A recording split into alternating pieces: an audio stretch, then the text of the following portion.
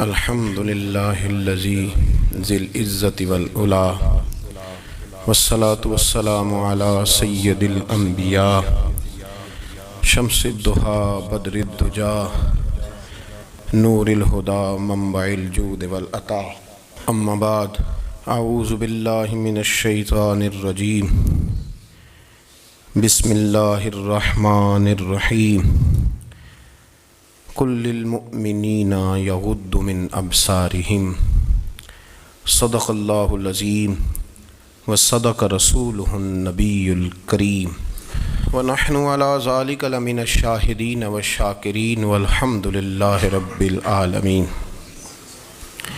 ان اللہ وملائکتہ یصلون علی النبی یا ایہا الذین آمنوا صلوا علیہ وسلموا تسلیما الصلاۃ والسلام علیک یا سیدی یا رسول اللہ وعلی آلک واصحابک یا سیدی یا حبیب اللہ۔ تمام تعریفیں حمد و ثنا اللہ تبارک و تعالی کے لیے، درود و سلام نبی اکرم نور مجسم شفیع معظم آقا کل ختم رسول دانائے سبل احمد مجتبیٰ جناب حضرت محمد مصطفیٰ صلی اللہ تعالی علیہ وسلم کی ذات والا صفات کے لیے حمد و صلات کے بعد، اسلام فطرت کے عین مطابق دین ہے۔ نبی پاک صلی اللہ تعالی علیہ وسلم نے فرمایا ہے کہ میں اخلاق عالیہ کی تکمیل کرنے کے لیے دنیا میں آیا۔ جتنے اخلاق ہو سکتے تھے، جتنی خوبصورتیاں ہو سکتی تھیں، جتنی اللہ کو محبوب تھیں، وہ ساری میرے نبی کریم نے بیان فرمائی، ساری رسول کریم صلی اللہ تعالی علیہ وسلم نے بیان کر دی ہیں، جتنی خوبصورتیاں ہو سکتی تھیں۔ کچھ لوگ ایسے ہوتے ہیں جو بیچارے بائی نیچر ہی کچھ پریشانیوں کا شکار ہوتے ہیں، اور قرآن مجید نے جو ارشاد فرمایا نا کہ کچھ لوگ نفس کی خواہش کو اپنا خدا بنا لیتے ہیں، تو وہ بلا وجہ بھی بہت ساری باتیں کرتے ہیں جن کا کوئی وجود نہیں ہوتا۔ عورت کو حقوق دلانے کے لیے بہت سارے لوگ بہت ساری غلط باتیں کرتے ہیں۔ جو لوگ یہاں سے کسی کو لے جاتے تھے نا دبئی دھوکہ دے کے، اور لے جاتے تھے یورپ میں، عرب ممالک میں دھوکہ دے کے لے جاتے تھے، تو وہ بھی کوئی خواب ہی تو دکھاتے تھے کہ اتنے لاکھ تنخواہ ہوگی، اتنا کچھ ہوگا۔ وہاں جا کے پتہ چلتا تھا کہ جیب سے بھی دینے پڑیں گے کچھ۔ بہت سارے لوگ ایسے ہوتے ہیں، وہ سارے خوبصورتی کے نام پر ہی دھوکہ دیتے ہیں۔ آپ کو پتہ ہے کہ جو آدمی کسی کو لالچ دیتا ہے تو کسی کو لوٹنے کے لیے اسے لالچ دینا بڑا ضروری ہوتا ہے۔ لوگ پہلے لالچ دیتے ہیں پھر لوٹتے ہیں، پہلے مکمل لالچ دیتے ہیں، یہ چیز مل جائے گی، یہ چیز مل جائے گی۔ لوگ مکمل لالچ دیتے ہیں، اس کے بعد پھر لوٹتے ہیں۔ اور اگر لالچ نہ دیں تو کوئی آدمی قابو آئے گا؟ لوگ لوٹتے ہیں لالچ دے کر۔ اچھا، اب وہ جو جس کو لالچ دیا جا رہا ہوتا ہے وہ کہہ رہا ہوتا ہے کہ نہیں نہیں تمہیں نہیں پتا، وہ اس وقت ماننے کو تیار نہیں ہوتا۔ وہ کہتا ہے اتنی خوبصورت باتیں کر رہا ہے، اتنی اچھے پیغام دے رہا ہے، تم میرے دشمن ہو، تم مجھے منع کر رہے ہو۔ ہوش تب آتی ہے کہ جب سب کچھ لٹ جاتا ہے۔ عورت کو ویسے بھی قابو کرنا بڑا آسان ہوتا ہے۔ اعلیٰ حضرت بریلوی رحمۃ اللہ علیہ فرماتے ہیں بیٹیاں نازک شیشیاں ہوتی ہیں، ان کو تو ذرا سی چوٹ لگے تو ٹوٹ جاتی۔ دیکھیں کتنا بڑا جملہ کہا بریلی کے امام نے، نازک شیشیاں ہیں۔ ذرا کوئی آدمی گمراہ کرتا ہے، ذرا خراب کرتا ہے۔ اب دیکھیں نا، یہ جو بچیوں کو بچے مس گائیڈ کرتے ہیں، انہیں بڑے بڑے خواب دکھاتے ہیں، وہ بیچاری ماں باپ کو چھوڑ کے، بہن بھائی کو چھوڑ کے اس کے ساتھ شادی کرتی ہے، پھر جو اس کا بعد میں اشر ہوتا ہے، آپ ادلیاں نو سردار پہن تکے تے شرما والیاں نو جھوٹے ڈولیاں دے۔ پھر وہ بیچاری ماں باپ رکھتے نہیں، وہ ظلم کرتا ہے، تو کتنی بڑی تکلیف میں وہ بچی آ جاتی۔ نازک شیشی ہوتی ہے نا تو ٹوٹ جاتی۔ یہی حال اب جدید خواتین اور یہ جو کچھ اینکر پرسن ہیں، یہ اصل میں نا یہ آپ کو سیاست سکھاتے ہیں، لیکن یہ مادر پیدر آزاد لوگ ہیں بالکل آزاد. یہ تو علماء شور نہ کریں، بات نہ کریں، گفتگو نہ کریں، مشائخ بات نہ کریں، اور یہ جو کچھ سنجیدہ اور دینی طبقہ ہے یہ کچھ شور نہ کرے، یہ تو روڈوں پہ ننگے ہو کے آ جائیں معاذ اللہ. خوفناک نظریہ رکھتے ہیں یہ لوگ. عورت کو کہتے ہیں تیرے حقوق ہم تجھے لے کے دیں گے. مثلاً وہ کون سا حق ہے جو تم نے لے کے دینا ہے؟ میرے نبی کریم صلی اللہ علیہ وسلم اس کو بیٹی بھی بنایا ہے، اس کو بہن بھی بنایا ہے، اس کو ماں بھی بنایا ہے، اسے بیوی کا عالی شان رتبہ بھی عطا فرمایا ہے. اور چونکہ بیٹی کا بھی حق بڑا بیان کیا جاتا ہے، بہن کا بھی، ماں کا بھی. اور بیوی کے معاملے میں لوگ سمجھتے ہیں کہ زیادہ بات نہیں کرنی چاہیے، شاید مسئلہ خراب ہو جائے. حالانکہ نبی پاک صلی اللہ تعالیٰ علیہ وسلم نے بیوی کے بارے میں پتہ کیا فرمایا؟ فرمایا جب تم نکاح کر لیتے ہو تو اپنا ایمان محفوظ کر لیتے ہو. اب میں اس کی شرح نہیں کرتا، اب خود کر لیجئے گا کہ وہ ایک ایسی شخصیت ہوتی ہے کہ جس کی موجودگی میں آپ کا ایمان محفوظ ہے. اب میں نہیں سمجھتا کہ اس سے بڑی بات کوئی اور ہو سکتی ہے، جس کی موجودگی میں آپ کا ایمان. اور بھئی یہ حدیث پاک عرض کر رہا ہوں، نکاح جب کوئی کر لے تو اس نے اپنا ایمان مکمل کر لیا. اس کا معنی یہ ہوا کہ آپ کا ایمان محفوظ ہے اس کی موجودگی میں. تو اس سے زیادہ بھی، یعنی ایمان سب سے قیمتی چیز ہے نا، تو اس کے محفوظ ہونے کی وجہ حضور نے نکاح بیان کر دی. اب میرا خیال ہے بی بی اگر کوئی اس سے بڑا حقوق مانگے گی تو بیوقوفی کرے گی. اتنا بڑا درجہ نبی کریم نے اسے عطا کر دیا، اتنا بڑا مقام دے دیا کہ تو خاوند کے ایمان کے محفوظ ہونے کا ذریعہ بن گئی ہے. عورت کو جو حقوق رسول کریم صلی اللہ تعالیٰ علیہ وسلم نے عطا فرمائے، نبی پاک نے جو حقوق دیے. دیکھیں نا، حضرت عبداللہ ابن عمر رضی اللہ تعالیٰ عنہ کی اہلیہ بیمار تھی، تو جلدی جلدی سے وہ آئے. تو جب بہت جلدی ہو، سفر بڑا شدید تھا، تو آپ نے جلدی سے نماز ادا کی، جلدی سے چلے. آپ کے خادم کہنے لگے حضور خیریت ہے؟ فرمایا میری بیوی بیمار ہے. تو اس نے عرض کی حضور آپ کی اہلیہ بیمار ہے. تو آپ نے نماز بھی جلدی سے پڑھی، سفر بھی جلدی جلدی کیا. تو فرمانے لگے یہ وہ چیزیں ہیں جو ہمیں مدینے والے رسول نے سکھائی. آپ اس کیفیات کو سمجھیں کہ حضور صلی اللہ علیہ وسلم نے درس دیا. اور پھر ایک اور بہت بڑی بات، یہ فضیلت کسی اور کو نہیں دی. جو عورت کو حضور نے فضیلت دی، یہ فضیلت کسی اور کو نہیں دی. کبھی حضور نے فرمایا کہ تمہارا ابا تمہارے ساتھ بہت سخت رویہ کرے تو تم نے اس کو اس سختی پر داد دینی ہے. فرمایا چلو اگر وہ زیادتی بھی کرے تو تم نے اس کے ساتھ سلوک اچھا ہی کرنا ہے. لیکن آپ ایک بات کو سمجھیں نا کہ بچے کے بارے میں، بیٹے کے بارے میں، بیٹی کے بارے میں فرمایا 10 سال کے ہو کے نماز نہ پڑھے تو سختی کرو، تمہارا ڈنڈا بھی لٹکنا چاہیے. بہت ساری جگہوں پہ بہت سارے لوگوں کے لیے سختی کا حکم دیا، لیکن عورت کے لیے حضور نے جو جملے کہے، اصل میں ہم سمجھتے ہیں کہ یہ ایک بات ہے، مشہور ہو گئی ہے روایت حدیث، تو بس اس کے پس منظر پر اور جملوں کے حسن پر شاید معاذ اللہ غور کرنے کی ضرورت نہیں. ذرا اس لفظ کی تاثیر پر غور کریں. حضور نے فرمایا عورت ٹیڑھی پسلی سے پیدا کی گئی ہے، یہ ٹیڑھی ہے، کو سیدھا کرنے کی کوشش کرو گے تو ٹوٹ جائے گی. تو حضور پھر ہمارے لیے حکم کیا ہے؟ فرمایا جیسی ہے تم اسی کے ساتھ نبھا کرو. آپ سمجھیں کہ اتنا محفوظ حضور نے درجہ دے دیا بی بی کو، اتنا محفوظ کہ فرمایا غلطی بھی ہو تو میرے غلاموں تم اس کے ساتھ نبھا کرو، گزارا کر لو. کو کیا اور حق چاہیے عورت کو، جس کو اس کی غلطیوں سمیت نبی پاک نے قبول کرنے کا حکم دے دی، اس کی کمزوریوں سمیت قبول کر لو. اب اس کو اور کیا کوئی کمزوریوں سمیت قبول کرتا ہے؟ کبھی آپ دکان پہ بیٹھے ہو تو آپ کہیں بھی اس میں یہ بھی غلطی، میرے مال میں یہ بھی کمزوری ہے، یہ بھی کمزوری ہے، یہ بھی کمزوری ہے، تو کر لے قبول. کرتا ہے کوئی؟ کوئی شخص ایسا ہو جو کسی چیز کی کمزوریاں بیان کر کے کہ اسے قبول کرو؟ پر رسول کریم صلی اللہ تعالیٰ علیہ وسلم نے نا ہمیں سبق دیا، حضور نے ہمیں درس دیا، نبی پاک نے ہمیں پیغام دیا. فرمایا یہ ٹیڑھی ہے، سیدھی کرنے کی کوشش کرو گے تو بیچاری ٹوٹ جائے گی، تو اس کے ساتھ نبھا کر جاؤ. آپ میری بات کو سمجھیے گا. چلیں میں اس پر ایک اور بخاری مسلم کی حدیث پڑھتا ہوں. حضرت سلمان فارسی رضی اللہ تعالیٰ عنہ اور حضرت ابو درداء کے درمیان بھائی چارہ تھا. مکے سے مدینے جب لوگ آئے تو حضور نے بھائی بھائی بنایا تھا. ان کے درمیان بھائی چارہ تھا تو ابھی پردے کی آیات نازل نہیں ہوئی تھیں، تو لوگ ایک دوسرے کی طرف جاتے تھے. حضرت سلمان فارسی رضی اللہ تعالیٰ عنہ حضرت ابو درداء رضی اللہ تعالیٰ عنہ کے گھر میں تشریف لے گئے تو دیکھا کہ ان کی بیوی بڑی غمگین بیٹھی ہیں. تو ہم نے فرمایا بہن کیا ہوا؟ تو کہنے لگی تمہارے بھائی کو دلچسپی کوئی نہیں رہی، ہر روز روزہ رکھ لیتا ہے اور ساری رات نفل پڑھتا ہے. حضرت سلمان فارسی کہنے لگے ٹھیک ہے کر لیتے ہیں بندوبست. نماز دین ہے کہ نہیں؟ دین ہے نا یہ چیزیں. لیکن حضرت سلمان فارسی جناب ابو دردہ سے کہنے لگے آج میں نے تیرے گھر میں رہنا رات کو، کیونکہ وہ تو ساری رات نماز پڑھتے تھے، نفل پڑھتے تھے. انہوں نے کہا ٹھیک ہے، ایک بستر لا کے بچھا دیا حضرت سلمان فارسی کے لیے. سلمان فارسی فرمانے لگے دوسرا بھی لا.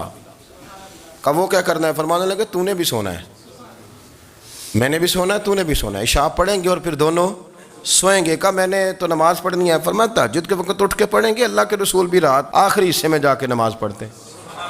ادھر ساتھ سلا لیا. وہ تھوڑی کو دیر سوئے، اب عادت تھی ساری رات اٹھنے کی، ذرا اٹھنے لگے بستر سے تو حضرت سلمان فارسی فرمایا چپ کر کے سو جا، وہ بڑی رات پڑی ہوئی، چپ کر کے سو جا. وہ لیٹ گئے، پھر اٹھنے لگے تو فرمایا سو جا چپ کر کے، بڑا ٹائم ہے. سحری کے وقت اٹھے، نفل پڑھے. ان کا ارادہ تھا روزہ رکھنے کا، تو فرمانے لگے کل رکھا تھا نا نفلی روزہ؟ جی رکھا تھا. پرسوں بھی رکھا تھا ترسوں بھی رکھا تھا. فرمایا آج نہیں رکھنا، آج میں تیرا مہمان ہوں، سارا دن اکٹھے مل کے روٹیاں کھائیں گے، آج نہیں روزہ رکھنا. سلا دیا. اب حضرت ابو دردہ رضی اللہ تعالیٰ عنہ کہہ تو کچھ نہ سکے، پر کہنے لگے سلمان تم پتہ تم کیا کر رہے ہو؟ نہ تم نے مجھے رات اٹھ کے زیادہ نفل پڑھنے دیے، سویرے روزہ نہیں رکھنے دیا. تو حضرت سلمان فارسی کہنے لگے کوئی لمبی بات تو نہیں نا، چلتے ہیں نا ابھی فجر میں مسجد نبی میں، تو نبی پاک کو بتاتے ہیں. سرکار دو عالم علیہ السلام کی خدمت میں تو اپنی بات کرنا، میں اپنی کروں گا. حضور نتیجے کا اعلان فرما دیں گے، بات طے ہو جائے گی. حاضر خدمت ہوئے، عرض کی یا رسول اللہ صلی اللہ تعالیٰ علیہ وسلم یہ ساری رات نفل پڑھتے ہیں، ہر روز روزہ رکھتے ہیں، ان کی اہلیہ غمگین بیٹھی ہیں، حکم فرمائیں. تو نبی پاک صلی اللہ علیہ وسلم نے فرمایا پھر ہوا کیا؟ یا رسول اللہ میں نے رات سلایا ہے، سحری میں اٹھایا ہے، سویرے روزہ نہیں رکھنے دیا. نبی پاک نے فرمایا سلمان فارسی نے ٹھیک کیا ہے، سلمان فارسی نے ٹھیک کیا. پھر حضور نے فرمایا، نبی کریم نے فرمایا ابو دردہ تیرے اوپر اگر اللہ کا حق ہے، اس کے رسول کا حق ہے، دین کا حق ہے، تو فرمایا تیری آنکھ کا بھی تیرے اوپر حق ہے، تیرے وجود کا بھی تیرے اوپر حق ہے. یہ حضور نے فرمایا تیرے بچوں کا بھی تیرے اوپر حق ہے، تیری بیوی کا بھی تیرے اوپر حق. اس حق کو بھی سمجھے، حقوق اللہ بھی ہیں، پر تیری آنکھ کا بھی تیرے اوپر. کیا مانا کہ تیری آنکھ سونا چاہتی ہے تو اسے سلا بھی، تیرے وجود کا بھی تیرے اوپر حق. تو تیرا وجود آرام کرنا چاہتا ہے تو اسے آرام بھی کرا. اور پھر وہاں نبی پاک صلی اللہ علیہ وسلم نے فرمایا میں تم سب، سننا یہ لفظ حدیث کے، حضور نے اسی موقع پر فرمایا میں تم سب سے زیادہ اپنے رب کو جانتا ہوں اور میں تم سب سے بڑھ کر اپنے رب سے ڈرتا ہوں. حضور فرمانے لگے میں روزہ بھی رکھتا ہوں، افطار بھی کرتا ہوں، یعنی کبھی رکھتا ہوں اور کبھی نہیں رکھتا. فرمایا میں نفل بھی پڑھتا ہوں اور اپنی بیویوں کو وقت بھی دیتا ہوں. سرکار مسجد میں بھی آتے تھے، نواسوں کے ساتھ کھیلا بھی کرتے، ان کے ساتھ پیار بھی کرتے. تو اتنے بڑے حقوق حضور نے بیان فرمایا عورتوں کے کہ تمہاری بیوی کا بھی تمہارے اوپر.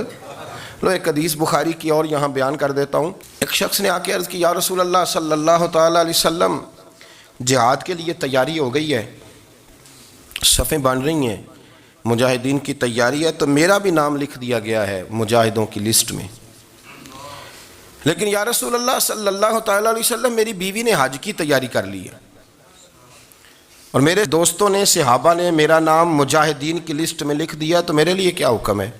یہ بخاری مسلم ہے.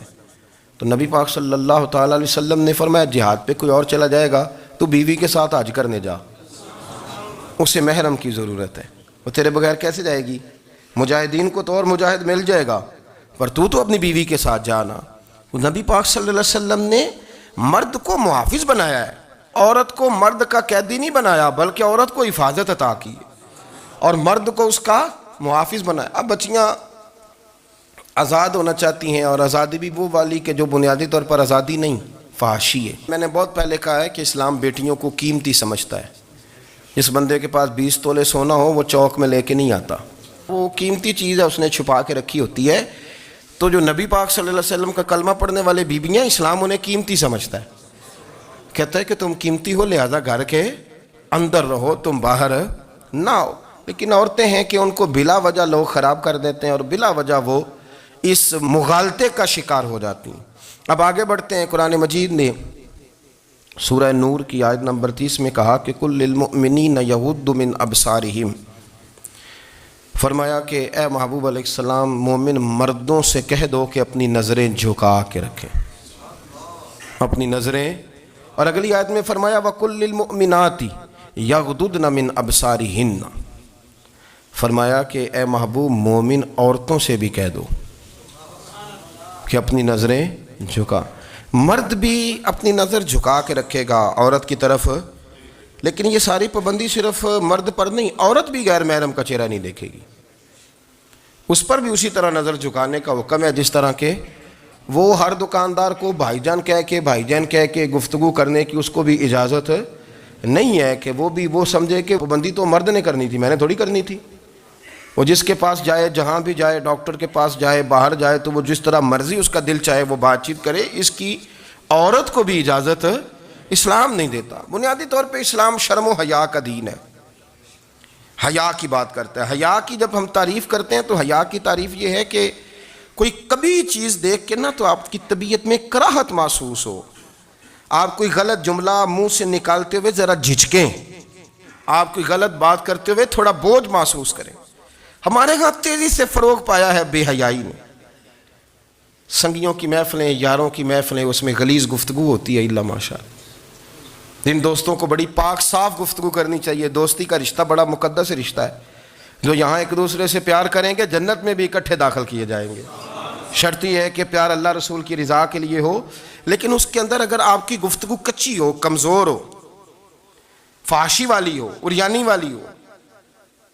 وہ ہمارے ہاں تو اب اس کو لوگ فیشن سمجھتے ہیں، اس کو مردانگی کی علامت سمجھتے ہیں کہ وہ جی ساری باتیں جی وہاں ہو گئیں، اور جس کا جو جی چاہا اس نے کہا. آپ جب حیا کے دائرے میں ہوتے ہیں تو آپ خود بھی سکون محسوس کرتے ہیں. دیکھیں نا، آپ کو نیند سکون سے کہاں آتی ہے؟ جہاں کمرہ بند ہو، چاروں جانب دیوار ہے، اوپر چھت ہے، خالی دروازہ بھی کھلا ہوا ہونا تو جب بندہ سکون لینا چاہتا ہے تو کہتا ہے یار ذرا دروازہ ذرا بند کر دو. وہ اچھی طرح اپنے آپ کو چھپا لیتا ہے نا حیا کے پردے میں، تو اللہ اسے سکون عطا کرتا ہے. اور جو اس سے بھی زیادہ ٹھنڈی نیند میں جانا چاہتا ہے وہ کہتا ہے لائٹ بھی بند کر دو. اب وہ مکمل طور پہ سمجھتا ہے کہ میں چاروں جانب سے چھپ گیا ہوں، اگر میں کھول کے بھی سو جاؤں گا تو میرا چونکہ پردہ قائم ہے تو مجھے کوئی دشواری نہیں ہوگی. آپ جب چھپ جاتے ہیں، جب آپ حیا کے اندر سمٹ جاتے ہیں، جب آپ چادر کے اندر آ جاتے ہیں تو آپ بہت ساری جگہوں پہ آسانی محسوس کرتے ہیں. تو حیا تو آپ کو سکون دیتی ہے، حیا تو دل کو راحت دیتی ہے. میں بڑی ذمہ داری سے بات عرض کرتا ہوں، قرآن مجید نے نا ایک مقام پہ مذاق کو، ایک مزاح ہوتا ہے خوش طبی، وہ نہیں مذاق اڑانا. قرآن پاک نے نا مذاق کو ایک جگہ پہ جاہلوں کا طریقہ بھی قرار دیا ہے. بنی اسرائیل کے لوگوں سے حضرت موسیٰ نے کہا کہ گائے ذبح کرو اور ایک ٹکڑا مقتول کو مارو، زندہ ہو کے خود بتا دے گا مجھے کس بندے نے قتل کیا. تو کہنے لگے آپ ہمارے ساتھ مذاق کر رہے ہیں.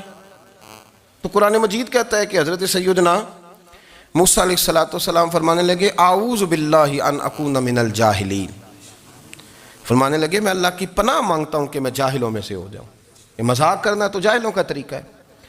اگر آپ کی زبان سے بے حیائی کا جملہ نکل گیا، اگر آپ کی زبان سے بے حیائی کا جملہ نکل گیا، آپ نے کہہ دیا کہ ہم آزاد لوگ ہیں، جو مرضی کریں گے، جو مرضی کہیں گے، جو ہمارا دل میں آئے گا کریں گے، تو پھر تو لوگ آپ کا وہ حشر کریں گے کہ آپ سے برداشت ہی نہیں ہوگا.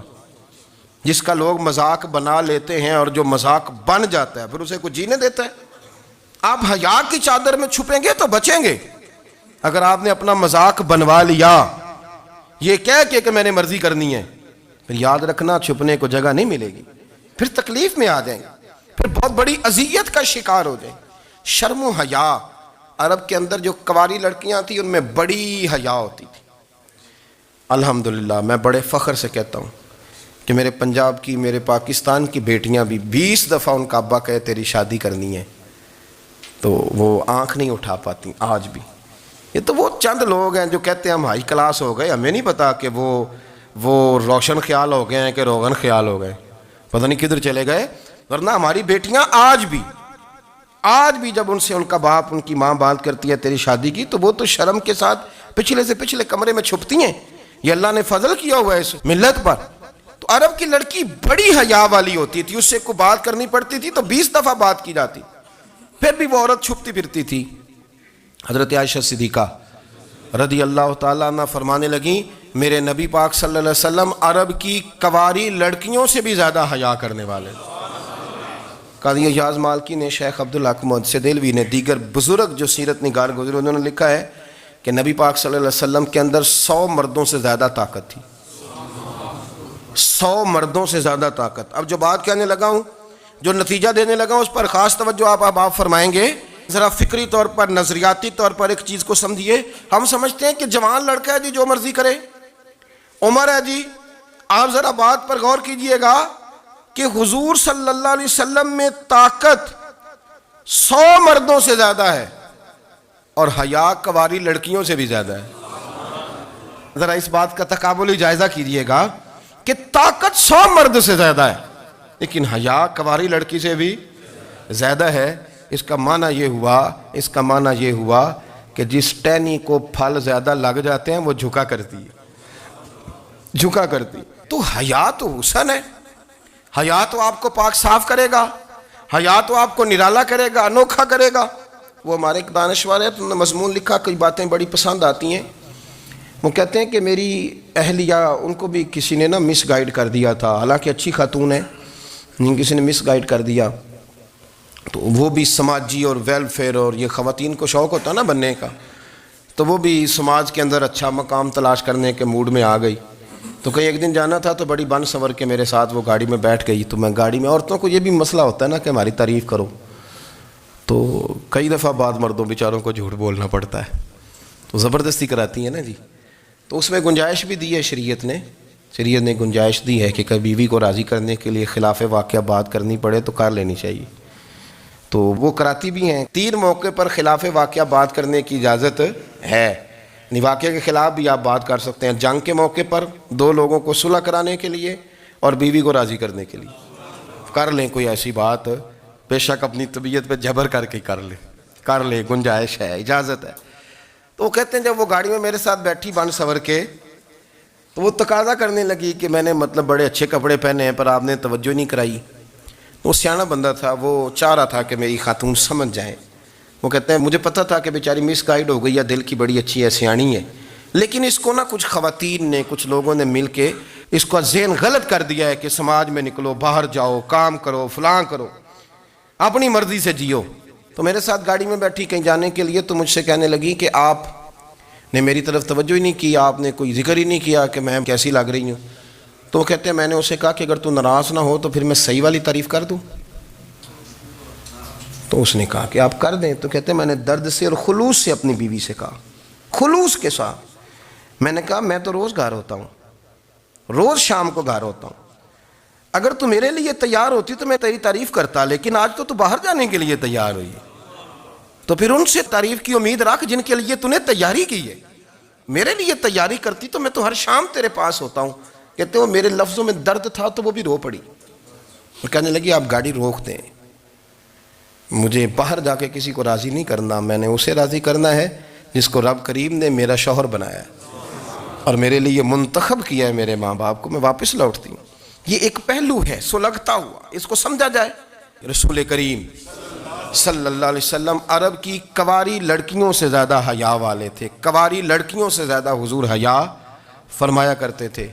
جب خانہ کعبہ کی مکہ شریف میں تعمیر ہو رہی تھی نا، اہل عرب اس کو تعمیر کر رہے تھے، تو نبی پاک صلی اللہ علیہ وسلم اپنے چچا حضرت عباس کے ساتھ خانہ کعبہ کی تعریف میں مصروف تھے. تو عرب کے لوگ چونکہ لمبا کرتا پہنتے تھے پیروں تک، تو نیچے اگر کسی وقت کوئی چیز نہیں بھی ہوتی تھی تو کسی کو وہ نظر نہیں آتی تھی، چونکہ پردہ رہتا تھا، ایک لمبا کرتا پہنا ہوا ہوتا تھا. تو جب بچے، سرکار کی عمر مبارک بھی ابھی تھوڑی تھی، تو اس طرح بچے جب نکلتے تو وہ کئی دفعہ اپنی تہمت اتار دیتے نیچے سے، اور کوئی مزدوری کرنے لگتے تو 3-4 طے کر کے تہمت کی کندھے پہ رکھ لیتے. جس طرح کبھی دیہاتوں میں لوگ کپڑا سر پہ رکھتے تھے کہ اوپر اگر کوئی وزنی چیز رکھیں گے تو وہ تکلیف نہیں دے گی. نبی پاک صلی اللہ علیہ وسلم بھی سب لوگوں کے ساتھ خانہ کعبہ کی تعمیر میں شامل تھے. تو حضرت عباس رضی اللہ تعالیٰ عنہ نے کہا حضور سے، ابھی اعلان نبوت بھی نہیں فرمایا تھا، بھتیجے آپ بھی تہمت اتاریے، یہ صحیح مسلم میں حدیث موجود ہے، اور اس کو کندھے پہ رکھ لیجیے، آپ اینٹیں اٹھا کے لا رہے ہیں تو ذرا آپ کو تکلیف نہیں ہوگی. تو سرکار دو عالم صلی اللہ علیہ وسلم سے یہ بات کہی، اور پھر جلدی سے حضور کی تہمت کو نکال کے حالانکہ لمبا کرتا پہنا ہوا ہے، تو وہ جیسے ہی ان کے کندھے پہ رکھا اینٹیں رکھنے کے لیے، تو سرکار تو زمین پہ گر گئے، بے ہوش ہو گئے، آنکھیں آسمان کی طرف. اور پھر حضور پکار رہے ہیں آزاری آزاری آزاری، میرا تہمت دے دو، میرا تام مت دے دو. کبھی کوئی شخص اس وجہ سے بھی بے ہوش ہوا ہے کہ میرے وجود سے کپڑا اتر گیا ہے؟ حالانکہ سرکار پر وہ بے ہوشی بھی نبی پاک کا وہ جو غلبہ ہے نا شرم و حیا کا، اس کی وجہ سے ہوئی. ورنہ تو حضور فرماتے ہیں کہ میری آنکھیں سو جاتی ہیں، دل تو میرا اس عالم میں بھی جاگتا رہتا ہے.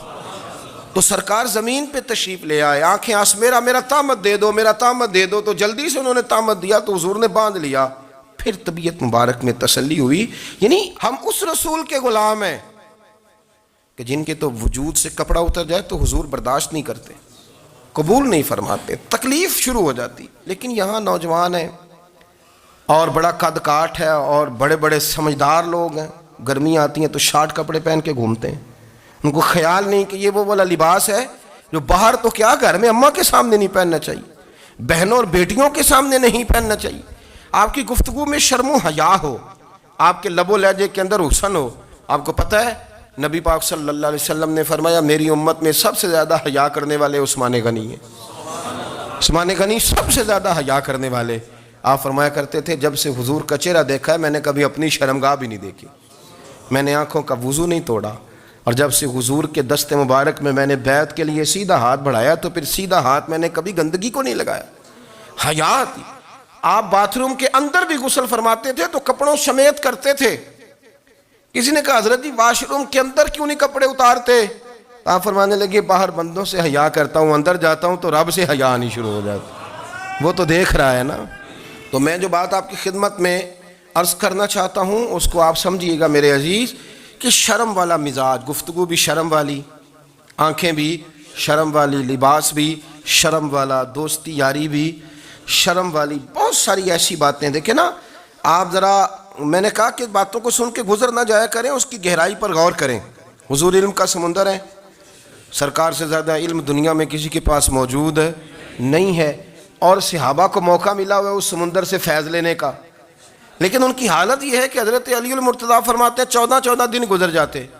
حضور سے کوئی سوال پوچھنا ہوتا تھا پر میں شرم کے مارے نہیں پوچھ پاتا تھا. 14 دن بخاری شریف میں موجود ہے. ایک دن نبی پاک صلی اللہ علیہ وسلم نے پوچھا صحابہ سے کہ وہ کون سا درخت ہے جس کے پتے نہیں گرتے؟ اور وہ درخت اس طرح ہے جس طرح مومن ہوتا ہے. وہ درخت میرے مومن کی طرح بتاؤ. حضرت عبداللہ ابن عمر فرماتے مجھے پتا تھا کہ وہ کھجور کا درخت ہے، لیکن چونکہ ابو بکر صدیق بھی بیٹھے ہیں، عمر فاروق بھی بیٹھے ہیں، مولا علی بھی بیٹھے ہیں، عثمان غنی بھی بیٹھے ہیں، اتنے جید لوگ بیٹھے ہیں، تو مجھے حیا آتی تھی کہ میں کیوں جواب دوں. کہتے سرکار نے کئی دفعہ پوچھا، لوگوں نے کئی اور درخت بتائے، پر فرمایا تمہارا جواب درست نہیں ہے. آپ حیا کے اس پہلو پر غور کریں کہ سوال کا جواب آتا ہے. سوال کا جواب، یعنی مجھے سوال کا جواب آتا اور پھر میں دوں نہ، مجھے بدعزمی نہ ہو جائے گی. یہ کیسے ممکن ہے کہ میری رات گزر جائے، مجھے پتا بھی تھا اور میں نے بتایا نہیں. بہت سارے لوگ آ کے بہت ساری باتیں بتاتے ہیں، بہت ساری باتیں وہ سمجھاتے ہیں، تو ہم غور سے ان کا چہرہ دیکھنے لگ جاتے ہیں، کہتے ہیں یار اس کا تو دعویٰ تھا کہ میں سمجھنے آتا ہوں، تو یہ تو ہمیں سمجھا رہا ہے، چلو الحمدللہ ہم سمجھنے کو تیار ہیں. لیکن میرے عزیز پتہ بھی ہے جواب کا، علم بھی ہے، لیکن فرماتے ہیں میری حیا نے مجھے اجازت نہ دی کہ میں جواب دوں.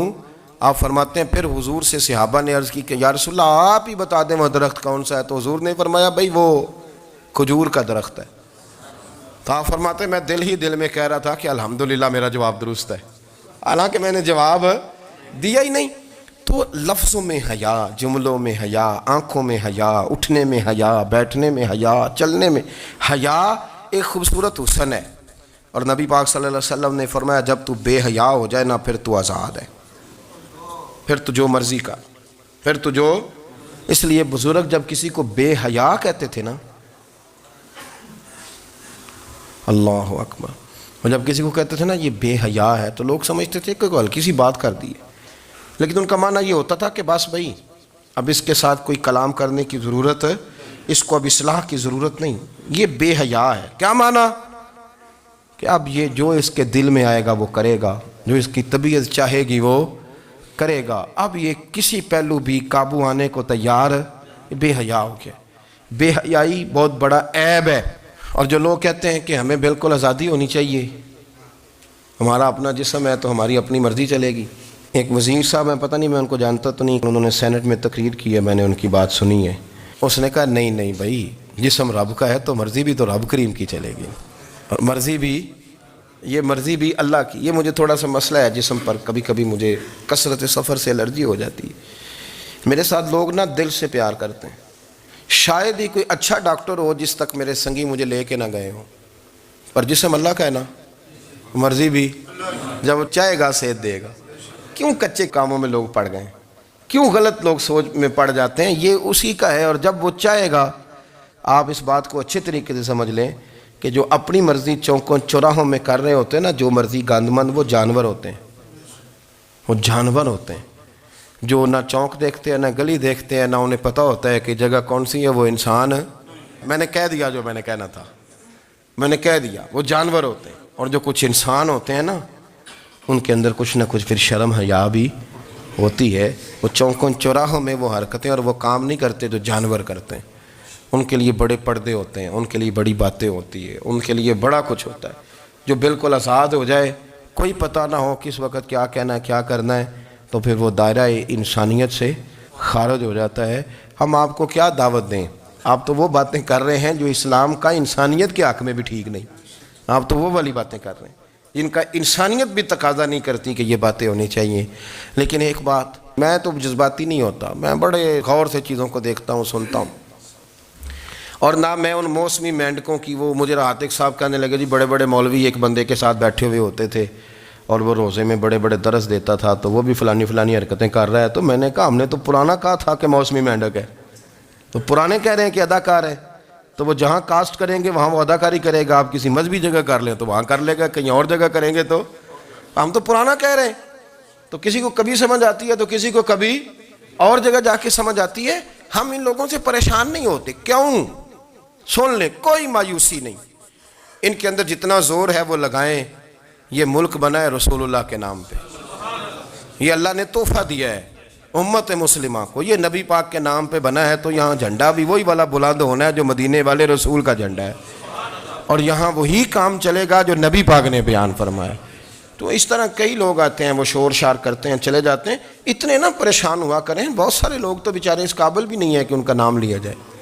مطلب اتنا ہم ان کو اہمیت دے دیں، ان کا ذکر کریں، ان کا نام لیں، ان کی بات کریں، وہ بیچارے اس قابل ہی نہیں ہے، مطلب سٹیٹس ہی نہیں ہے ہمارا۔ اتنے فارغ ہیں ہم کہ اب جو بندہ آئے گا کہانی چھڑے گا تو ہم چھڑ جائیں گے۔ اور بھائی اللہ کا فضل ہے الحمدللہ تعالی، لوگوں نے بڑا شور کیا، اور بڑے زمانے سے دنیا شور کر رہی ہے، پر اللہ کے گھر مسجدیں بھری ہوئی ہیں، مسجدیں بھری ہوئی ہیں۔ ہماری بیٹیاں پردے کرتی ہیں، پردے کو پسند کرتی ہیں، وہ حجاب میں رہتی ہیں، وہ سمجھتی ہیں کہ ہمارا اصل حسن کیا ہے۔ تو یہ پراپیگنڈا پرانا چلا آ رہا ہے، اس کا اللہ کے فضل سے امت مسلمہ پہ نہ کبھی اثر ہوا ہے اور نہ کبھی ہوگا انشاءاللہ۔ اللہ تعالی ہمیں حق پر استقامت عطا فرمائے۔ اللہ جل مجدہ الکریم کے لیے درود و سلام نبی کرم نور مجسم شفیع معظم احمد مجتبیٰ جناب حضرت محمد مصطفیٰ صلی اللہ تعالی علیہ وسلم کی ذات والا صفات کے لیے حمد و صلوات کے بعد، عزیز دوستو، بزرگوں اور بھائیوں، انسان کھائے پیے سوئے جاگے تو اس کے جسم کی ضروریات پوری ہوتی ہیں، لیکن جب وہ اللہ کا ذکر کرتا ہے، نماز پڑھتا ہے، دعا مانگتا ہے، استغفار پڑھتا ہے، درود و سلام کے گجرے پیش کرتا ہے، تو پھر اس کی روحانی ضروریات پوری ہوتی ہیں۔ آج جس زمانے میں ہم وقت گزار رہے ہیں، لوگوں کی جسمانی ضروریات پوری کرنے کے لیے، غذائی ضروریات پوری کرنے کے لیے بہت سارے بندوبست کیے جا رہے ہیں، لیکن جتنا لوگ اپنی ظاہری ضروریات میں خود کفیل ہوتے جا رہے ہیں، اتنا ہی زیادہ وہ روحانی طور پر کمزور ہوتے جا رہے ہیں۔ گھنٹوں بیٹھ کر گپ شپ کرنے والے لوگوں کے لیے تھوڑی دیر بھی ذکر الہی کرنا مشکل ہو جاتا ہے۔ لمبی چوڑی باتیں کرنے والے، لمبے چوڑے دلائل دینے والے لوگ اور سمجھدار لوگ اور سیانے لوگ عبادت کے معاملے میں سستی کرتے ہیں، عمل کے مسئلے میں کمزور ہو جاتے ہیں۔ تسبیحات کرنا، وظائف پڑھنا، درود و سلام پڑھنا، کم بولنا، سچی بات کرنا، صبر سے رہنا، شکر کو اپنانا، قناعت اختیار کرنا، حسد، بغض، عداوت سے بچنا، یہ لوگوں کے لیے مشکل ہو جاتا ہے۔ پھر اس کا نقصان یہ ہے کہ معاشرہ ایک عجیب سی بے سکونی اور بے قراری کا شکار ہے۔ جیب میں بہت زیادہ پیسے رکھنے والا، خوش شکل نظر آنے والا، پیٹ بھر کے روٹی کھانے والا شخص بھی ڈھونڈتا پھرتا ہے کہ آخر میں پریشان ہوں کیوں۔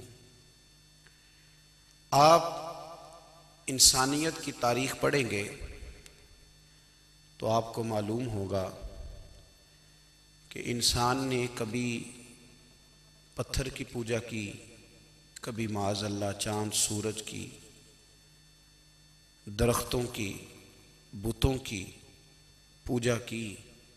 معاذ اللہ یہ غلط ڈائریکشن پہ تو چڑھ گیا، لیکن ایسا نہیں ہے کہ کوئی بندہ دنیا میں آیا ہو اور کسی کی اس نے عبادت نہ کی ہو۔ اس لیے کہ اللہ تبارک و تعالیٰ نے جس طرح ہمارے جسم میں کھانے کی طلب رکھی ہے، پینے کی طلب رکھی ہے، سونے کی طلب رکھی ہے، اسی طرح اللہ تعالیٰ نے عبادت کے لیے طلب رکھی ہے جسم میں۔ یہ تو ہوا کہ انسان گمراہ ہو گیا، غلط رستوں پہ چل نکلا، اس نے جھوٹے معبودوں کی طرف معاذ اللہ توجہ کر لی، لیکن وہ کسی نہ کسی کے سامنے جھکتا رہا، چونکہ اس کے وجود میں طلب تھی، شوق تھا اسے کہ وہ عبادت کرے۔ اللہ تبارک و تعالیٰ جب مسلمان کو توفیق دے اور اللہ کی بارگاہ کی جانب وہ رجوع کرے تو پھر اس کا رویہ یہ ہونا چاہیے کہ اس کی توجہ ہو اللہ کی جانب۔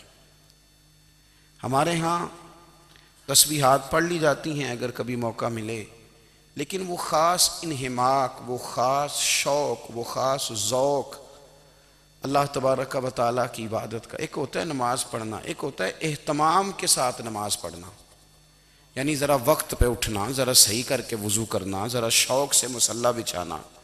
ایک ہوتا ہے تسبیح پڑھ لینا، اور ایک ہوتا ہے ذرا تھوڑا سا نا شوق کے ساتھ اللہ کو یاد کرنا۔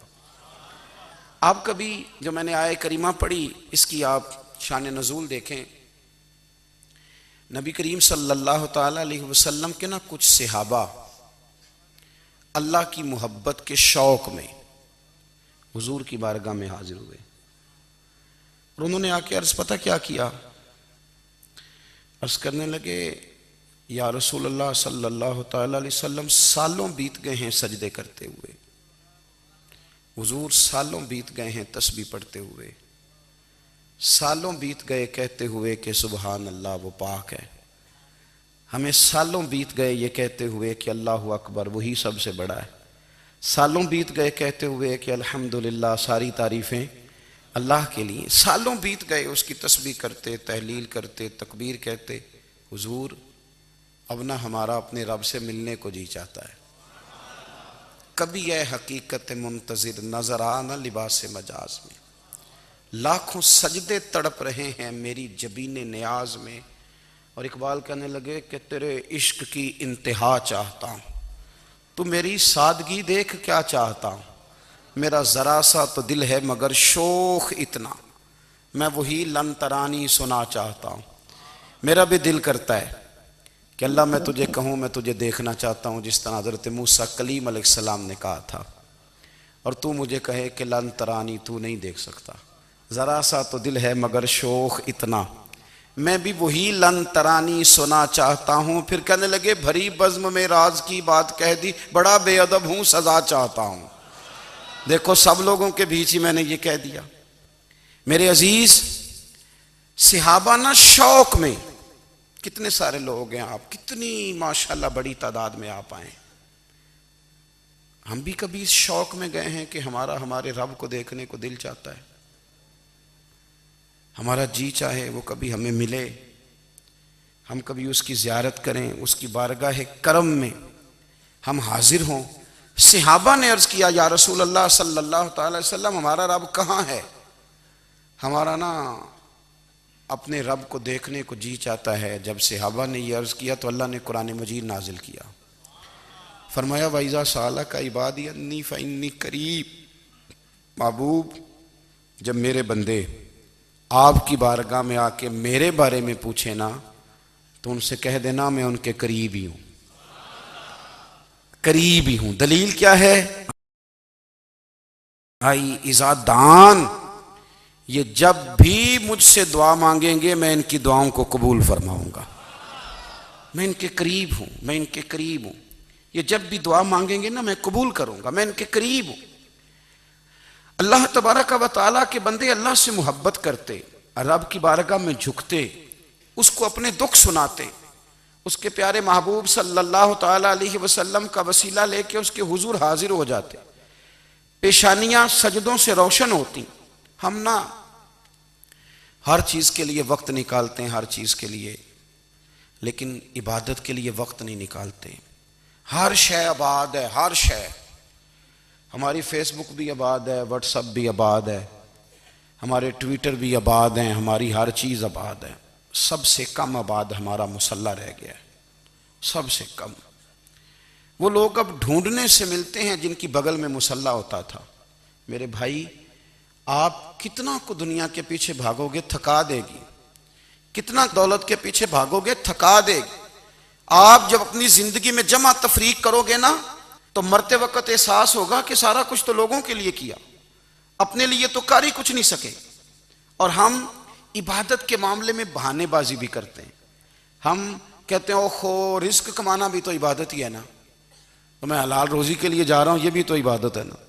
میری طرح کے لوگ کہہ دیتے ہیں کہ میں سویرے اٹھ کے مدرسے میں کچھ اسباق دیکھتا ہوں تو یہ بھی تو عبادت ہے، میں بیان کرنے کے لیے مطالعہ کرتا ہوں تو یہ بھی تو عبادت ہے نا، اتنے لمبے سفر کر کے ملک میں دنیا میں گھومتا ہوں تو یہ بھی تو میں عبادت ہی کر رہا ہوں۔ اب اسپیشل نفلوں کے لیے وقت کس طرح نکلے، اسپیشل کر کے تسبیح میں کیسے چلاؤں، میں سارا کچھ ہم بہانے بنا لیتے ہیں نا۔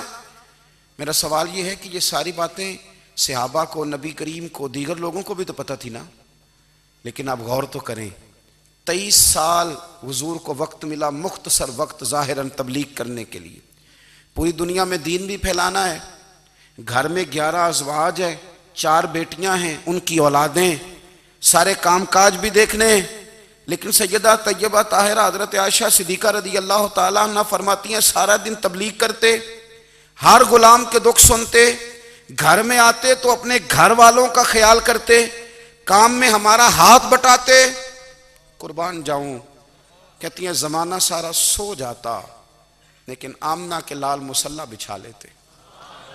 دنیا سو گئی، ساری سب سو گئے، جو خدام تھے، وہ جو غلام تھے وہ سو گئے۔ صحیح مسلم نے لفظ ملیں گے، سیدہ پاک فرماتی ہیں او میرے نبی کے غلاموں، میں نے یہ رنگ بھی دیکھا ہے کہ حضور نے اتنا کھڑے رہے، اتنا قیام کیا، اتنا قیام کیا کہ مقدس پیروں میں ورم آ گئے، سوج گئے پیر، اتنے بڑے۔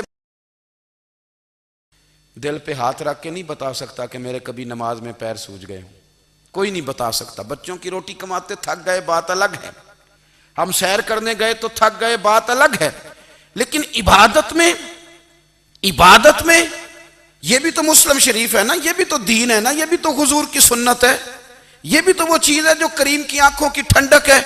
سیدہ فرماتی ہیں پیروں میں ورم آ گئے، اور ساری رات ہی حضور نے نماز پڑھی اور ایک ہی آیت بار بار دہرائی۔ مسجد نبوی میں بلال حبشی نے فجر کی اذان دے دی اور حضور ابھی مصلی پہ تھے، کریم فارغ ہوئے۔ میں نے عرض کی یا رسول اللہ صلی اللہ علیہ وسلم، آپ کے تو صدقے اللہ اگلے پچھلوں کے گناہ معاف کرے گا، تو آپ اتنی آہوزاری کیوں فرماتے ہیں؟ آپ تو شفیع ہیں، آپ تو انبیاء کے امام ہیں۔ تو حضور نے فرمایا عائشہ تم نے گنوایا ہے نا میرے اللہ کی مجھ پر کتنی رحمت ہے، افلا اکون عبدا شکورا، فرمایا اگر اس نے اتنی نعمتیں دی ہیں تو کیا میں اس کا شکر گزار بندہ نہ بنوں، میں شکر گزار بندہ نہ بنوں اس کا؟ پھر اگر اتنی نعمتیں اس نے دی ہیں، مجھے اتنا نوازا ہے، تو پھر میں اس کے سامنے سجدے نہ کروں؟ او میرے بھائی، بڑے قابل فخر لوگ ہیں ہم کہ ہم نبی پاک کے غلام ہیں، ہم قابل فخر ہیں کہ نبی کریم کے غلام ہیں۔ کیا کبھی اس غلامی کے شکرانے میں بھی 2 نفل پڑھے کہ یا اللہ تیرا شکر ہے تو نے ہمیں حضور کا غلام بنایا ہے؟ یاد رکھیں کہ اپنی روحانی زندگی کو آباد کریں، استغفار پڑھیں، تسبیحات کریں۔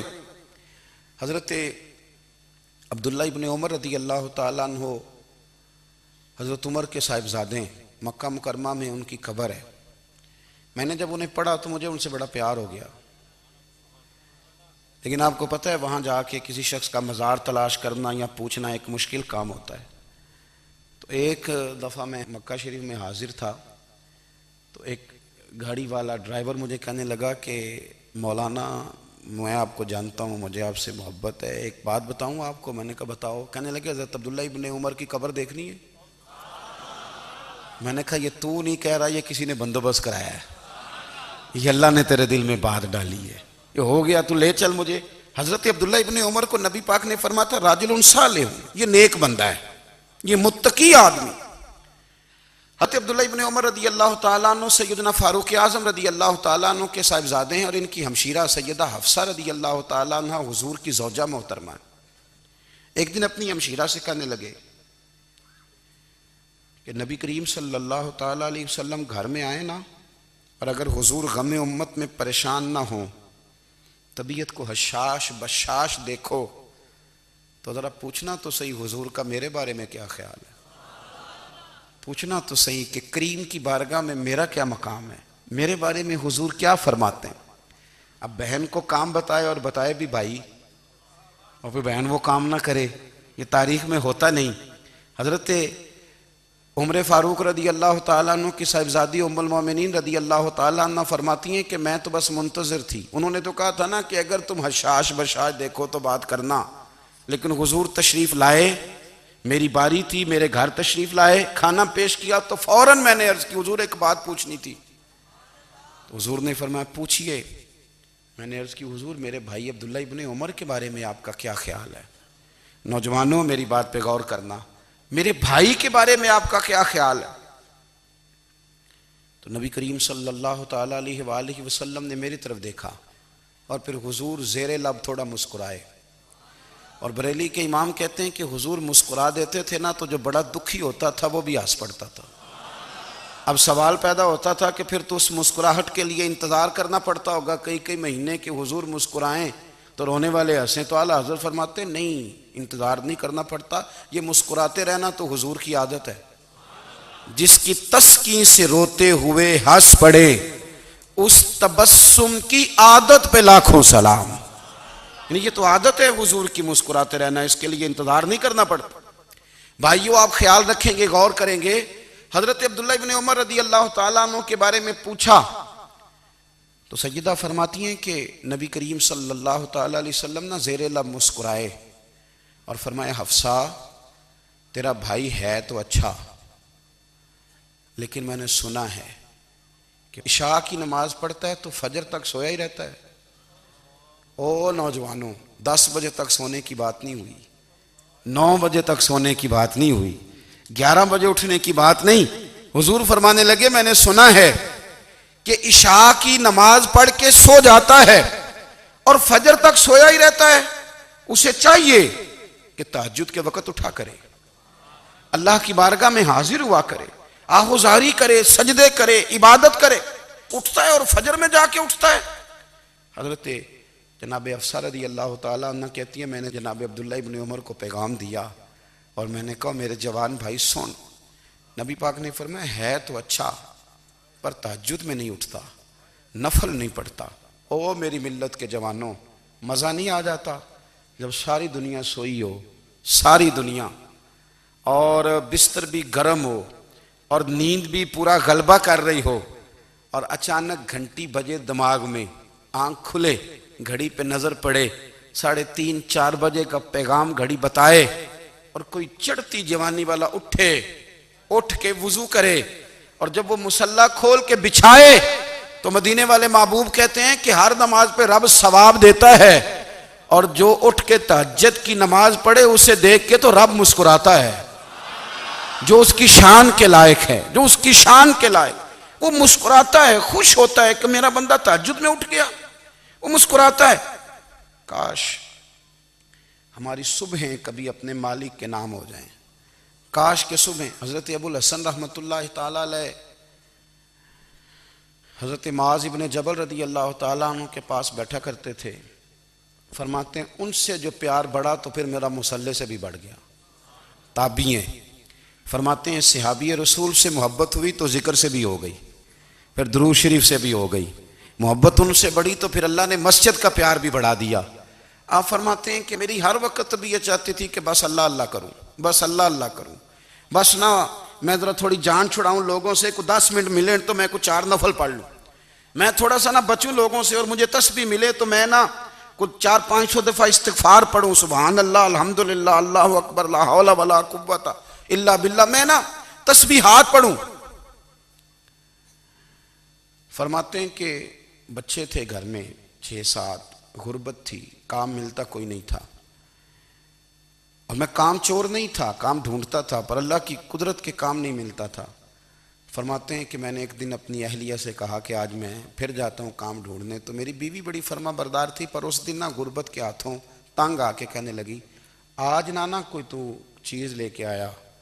تو مجھ سے بچوں کی بھوک نہیں دیکھی جاتی, یہ سب روگاں دا روگ محمد جس دا نام غریبی, کنڈ بلا کے لنگ جاندے نہیں دوست یار قریبی. آج نہ کچھ لے کے آیا تو میں بچے لے کے میکے چلی جاؤں گی.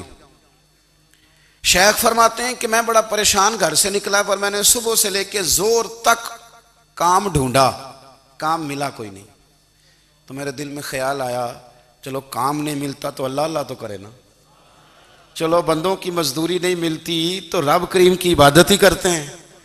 فرماتے ہیں کہ میں نے نا فرات کے پانی سے وضو کیا, نہر کے, شدید دھوپ تھی, ساتھ ریت تھی اور ریت تپ رہی تھی. میں نے اپنا رومال وہیں مصلی کے طور پر بچھا لیا, اور فرماتے ہیں کہ زور سے لے کر عصر تک نماز پڑھی, دھوپ بھی پورے زور پہ, پر میرے سجدے کا ذوق بھی پورے زور پہ. فرماتے ہیں سورج بھی چمک رہا ہے اور رب کی عبادت کا ذوق بھی پورے زور پہ. میں سجدہ کروں تو پھر میرا اٹھانے کو جی نہ چاہے. میرے استاد لکھا کرتے تھے, یہ ان کا شعر ہے, وہ کہا کرتے تھے, مجھے سوز دے, مجھے ساز دے, اور مجھے نیم شب کا نیاز دے, دم سجدہ خود کو میں توڑ دوں, مجھے ایسا ذوق نماز دے. اور میں تیری بہار کا پھول ہوں, میں کھلا بھی ہوں تو تیرے لیے, مجھے میری شاخ سے توڑ لے, مجھے اپنی زلف کا ناز دے. بھائی فرماتے ہیں کہ عصر تک میں نے نفل پڑھے, دل ڈھلنے لگا, عصر کی نماز پڑھی اور میں وہاں سے چلا. اب میں جب نکلنے لگا تو دل میں خیال آیا کہ چھوٹی چھوٹی دیواریں ہیں گھر کی, بغیر کچھ لیے جاؤں گا تو بیوی دور سے دیکھے گی تو شور کرے گی کہ پھر خالی ہاتھ آ گیا ہے. کہتے میں نے اپنی اسی رومال میں جس پہ میں نے نماز پڑھی تھی نا, رومال میں کی آخی دے پنجابی جسافہ کہتے ہیں, اسی میں نا میں نے کچھ ریت بھر لی کہ وہ دور سے دیکھے گی تو سمجھے گی کچھ لے کے آیا ہے, چلو جا کے اسے بتا دوں گا کہ آج پھر مزدوری نہیں ملی. کہتے ہیں وہ ریت لے کر جب میں گھر میں گیا تو پہلے بیوی دروازے پہ کھڑی ہوتی تھی, پوچھتی تھی خالی ہاتھ آ گئے ہو, آج میں نے دیکھا تو ہے ہی کوئی نہیں. فرماتے ہیں میں اندر داخل ہوا, سلام لیے, کونے میں میں نے وہ رومال رکھ دیا اور میں نے آواز دی کہ بھلی مانس کہاں ہو. تو وہ کہنے لگی آپ منہ ہاتھ دھو لیں, میں روٹی لے کے آئی. میں نے کہا روٹی کہاں سے آ گئی, یہاں تو کئی دنوں کے فاقے, تو کئی دنوں کی غربت ہے, یہاں تو اس گھر میں تو فقیری ہے. فرماتے ہیں کہ وہ روٹی لے کے آئی اور اس وقت کی جو موجودہ نعمتیں تھیں, سمجھ لیں سلاد, اچار, ہر چیز ساتھ لائی. میں نے کہا کہ بچے کہاں گئے, کہنے لگی وہ کھانا کھا کے کھیلنے گئے, آپ کھانا کھا لیں آ جاتے. کھانا اس نے چن دیا. میں نے حیرت انگیز لہجے میں ساری نعمتیں اپنے دسترخوان پہ دیکھ کر کے بیوی سے پوچھا یہ کہاں سے آیا کھانا, بچوں کو تو نے کہاں سے کھانا کھلایا, یہ سارا کچھ کیسا ہے. تو کہنے لگی پتہ نہیں آج آپ کس کریم کی مزدوری کرنے چلے گئے تھے, پتہ نہیں کس کریم کی, میرے گھر میں تو اتنی نعمتیں آئی ہیں کہ مجھ سے سنبھالی نہیں جا رہی, اتنا اناج ہے, اتنا گندم ہے, کس کریم کے دروازے آج چلے گئے تھے. یہ کہتے کہتے وہ اٹھی اور اٹھ کر کے کہنے لگی پہلے بڑا کچھ آیا تھا, اب کیا لے آئے ہو. اور جا کر کے نا اس نے وہ ریت والا رومال کھولا, کہنے لگے میں تو لے کے آیا تھا ریت, تو میرے رب نے اسے بھی سونے اور ہیرے بنا دیا تھا. جب آپ کی توجہ اللہ کی جانی, میرے نبی پاک صلی اللہ تعالی علیہ وسلم نے فرمایا ہر چیز اپنے رب سے مانگ, ہر چیز مانگ, ہر چیز مانگ. یا رسول اللہ کیا کچھ, میرے محبوب نے فرمایا تیرے گھر میں نمک بھی ختم ہو جائے تو وہ بھی اپنے رب سے مانگا کر. تو مانگنا وہ تجھے دے گا, تو اس کی بارگاہ میں کشکول طلب دراز تو کرنا. اور ترمذی شریف میں عجیب لفظ ہیں, رسول کائنات نے فرمایا, رب کریم فرماتا ہے جب میرا بندہ ہاتھ اٹھاتا ہے نا تو مجھے حیا آتی ہے کہ میں خالی کیسے لوٹا دوں اس کے. اتنے بڑے بادشاہ کی بارگاہ میں, او بھائی لوگوں سے عزتیں تلاش کرتے ہو تو وہ کیا تمہیں عزت دیں گے؟ وہ تو کل اچھا کہتے ہیں پرسوں برا کہنے لگ جاتے ہیں. لوگوں کے سامنے گڈ بک میں آنا چاہو گے تو وہ تو سویرے تمہارے بارے میں کچھ کہیں گے, شام کچھ اور کہیں گے. اپنی روحانی زندگی آباد کریں, اپنے مسلح کو وقت دیں, اور دنیا سے چھپ کر اس موبائل کو بند کر کے اور اپنے آپ سے بھی چھپ کے اور تنہا ہو کے چھپا کے سارا کچھ اپنے آنسو اپنے رب کی بارگاہ میں پیش کریں, اس کے حضور حاضری دیں. سنو نا ترمذی کی حدیث, اور اسے یاد رکھنا. نبی پاک علیہ السلام نے فرمایا اپنے دکھ لوگوں کے سامنے نہ بیان کرنا, سیٹھوں نوابوں کو نہ بتاتے پھرنا, دنیا داروں کے سامنے جا کے نہ رونا کہ میں تکلیف میں ہوں. فرمایا اگر دنیا داروں کو دکھ بتاؤ گے رب تمہیں کبھی غنی نہیں کرے گا.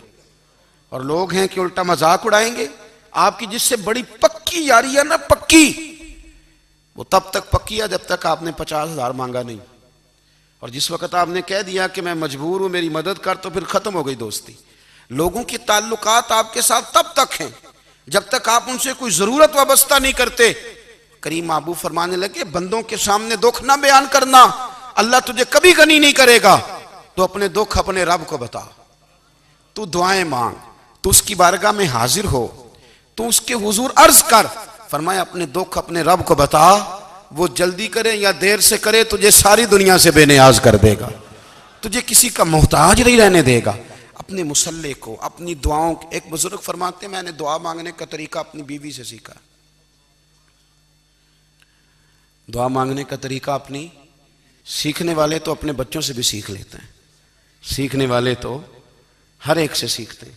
وہ کہتے ہیں میں نے دعا مانگنے کا سلیقہ اپنی بیوی سے سیکھا ہے. حضرت وہ کس طرح؟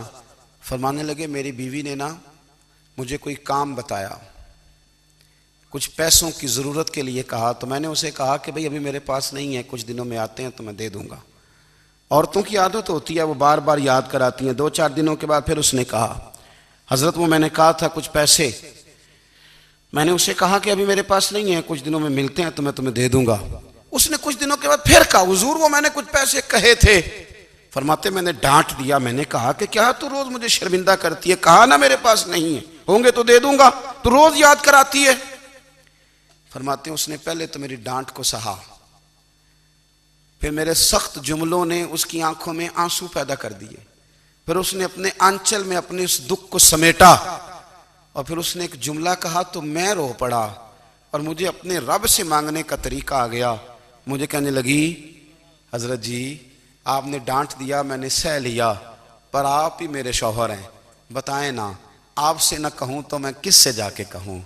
فرماتے ہیں میں رو پڑا, اور میں کھل کے رویا, اور میں تڑپ کے رویا, اور پھر میری سسکیاں بند گئیں. تو مجھے کہنے لگی آپ کو کیا ہوا؟ میں نے کہا مجھے بھی دعا مانگنی آ گئی ہے. جب میں اسے کہوں گا نا اللہ تو ہی میرا رب ہے, میں تجھ سے نہ کہوں تو میں کس سے جا کے کہوں؟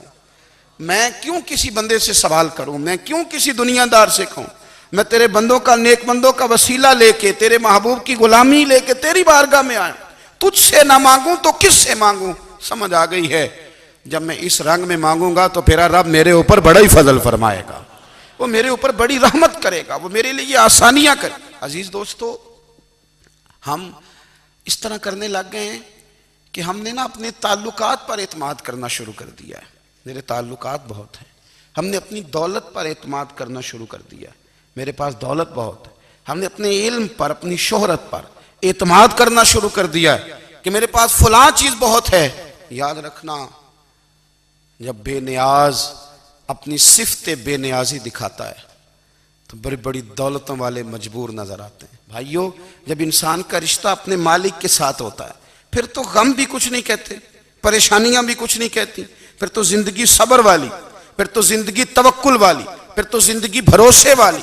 پھر انسان اپنے آپ کو رسوا نہیں کرتا, دنیا داروں سے امیدیں اس کی ختم ہو جاتی, امیدیں اللہ رسول سے لگا لیتا ہے, مضبوط ہو جاتا ہے, مضبوط طاقتور ہو جاتا ہے، خوددار ہو جاتا ہے، باوقار باعزت ہو جاتا ہے۔ حضرت بہلول دانا رحمۃ اللہ علیہ بیٹھے تھے تو ہارون رشید حج کر کے آ رہا تھا، تو رستے میں حضرت شیخ سے ملاقات ہو گئی، تو السلام علیکم کے بعد کہنے لگا حضور کوئی حکم ہو تو بتائیے گا۔ تو حضرت بہلول دانا فرمانے لگے تیرا رب کون ہے؟ اس نے کہا اللہ۔ تو فرمایا میرا کون ہے؟ کہا اللہ۔ فرمانے لگے تو بڑا ہی بیوقوف ہے، کیا تو یہ سمجھتا ہے کہ رب ہارون رشید کو تو دے گا اور بہلول دانا کو بھول جائے گا؟ تیرا بھی وہی رب ہے، میرا بھی وہی رب ہے، اس نے اگر تجھے دے کے آزمایا ہے تو ہو سکتا ہے مجھے نہ دے کے آزما رہا ہو، جب اس کی حکمت کے تقاضے ہوں گے تو عطا کرے گا اور دے گا، تو جا اپنا کام کر۔ بھائی اپنی روحانی زندگی، اپنی عبادات، اپنے وظائف، اپنے روزمرہ کے معاملات، اپنی دعائیں، اپنا استغفار، دیکھو کوئی مشکل کام تو نہیں، 2 رکوع ہیں سورہ واقعہ کی اگر رات کو پڑھ لی جائے تو۔ میں کس طرح یہ بات بیان کروں کہ تعویذ بانٹنا آسان ہے اور وظیفہ بتانا مشکل ہے؟ سارا دن تعویذ بانٹیں تو لوگ لینے کو تیار ہیں، اور اگر آپ وظیفہ بتائیں تو کہتے ہیں تو مشکل کام ہے۔ او خدا کے بندے، اگر آپ کا تعلق قرآن پاک کے ساتھ مضبوط ہو، قرآن پاک کے ساتھ اگر آپ کا رشتہ ہو، لوگ سفارشیں ڈھونڈتے ہیں نا دنیا میں، کوئی تعلق مل جائے تو میرا کام ہو جائے، دنیا میں اتنا مشکل معاملہ ہے، آخرت میں مجھے بتائیے گا کتنا مشکل معاملہ ہوگا۔ میرے نبی پاک صلی اللہ تعالی علیہ وسلم نے فرمایا جو لوگ سورہ ملک پڑھا کرتے تھے نا، سورہ ملک، یہ سورت ملک قیامت میں ان کی سفارش کرے گی، اور اس طرح کرے گی کہ کہے گی اے اللہ یہاں اس بندے کو جنت میں داخل کر دے یا مجھے قرآن پاک سے علیحدہ کر دے، تو رب فرمائے گا جا اس کا دامن تھام کے اسے جنت تک پہنچایا۔ آپ بات کو سمجھیں، جب آپ کے تعلقات اپنے معاملات کے ساتھ مضبوط ہوں گے، یہ نبی کریم نے وعدہ کیا ہے کہ تو سورت واقعہ پڑھ تیرے گھر میں فاقہ نہیں آئے گا۔ حضرت عبداللہ ابن مسعود رضی اللہ تعالیٰ عنہ بیمار تھے تو حضرت عثمان غنی رضی اللہ تعالیٰ عنہ تیمارداری کے لیے تشریف لے گئے اور جا کر کے کہا کہ آپ بڑے بیمار ہیں، آپ کی بیٹیاں زیادہ ہیں، میں چاہتا ہوں کہ خزانے میں سے کچھ مدد کروں۔ تو سیدنا عبداللہ ابن مسعود رضی اللہ تعالیٰ عنہ اٹھ کے بیٹھ گئے اور کہنے لگے امیر المومنین، اللہ آپ کو میری طرف سے، میری بیٹیوں کی طرف سے بہتر صلہ دے، میری بیٹیوں کو کسی خزانے کی ضرورت نہیں، میں نے انہیں خزانہ دے دیا ہے۔ کہا جناب آپ نے کون سا خزانہ دیا ہے، میں آپ کے مالی معاملات کو جانتا ہوں۔ تو فرمانے لگی امیر المومنین، میرے نبی کریم نے فرمایا ہے جو سورت واقعہ پڑھے اسے کبھی فاقہ نہیں آتا، میں نے بیٹیوں کو یاد کرا دی ہے، یہ خزانہ میں نے انہیں دے دیا ہے۔ وہ سارے والدین سنیں جو بیٹیوں کے لیے پریشان رہتے ہیں۔ حضرت عبداللہ ابن مسعود نصیحت کر رہے ہیں، فرمانے لگے میں نے سورت واقعہ یاد بھی کرا دی ہے، پڑھنے کی عادت بھی ڈال دی ہے، حضور نے فرمایا ہے جو سورت واقعہ پڑھے اسے فاقہ نہیں آتا۔ کہنے لگے چاند تو اپنی جگہ چھوڑ سکتا ہے، سورج گر سکتا ہے، تارے ٹوٹ سکتے ہیں، پر مدینے والے رسول کی بات غلط نہیں ہو سکتی۔ حضور نے فرمایا فاقہ نہیں آئے گا تو انشاءاللہ کبھی بھی نہیں آئے گا۔ کرنے کا کام یہ ہے کہ ہم اپنے معاملات، اپنی عبادات، اپنی دعائیں، کبھی 10 منٹ عادت ہو جائے نا دعا مانگنے کی علیحدہ سے رات کو، حضور نے فرمایا جو فرض نماز کے بعد دعا مانگے اللہ اس کی قبول کر لیتا ہے۔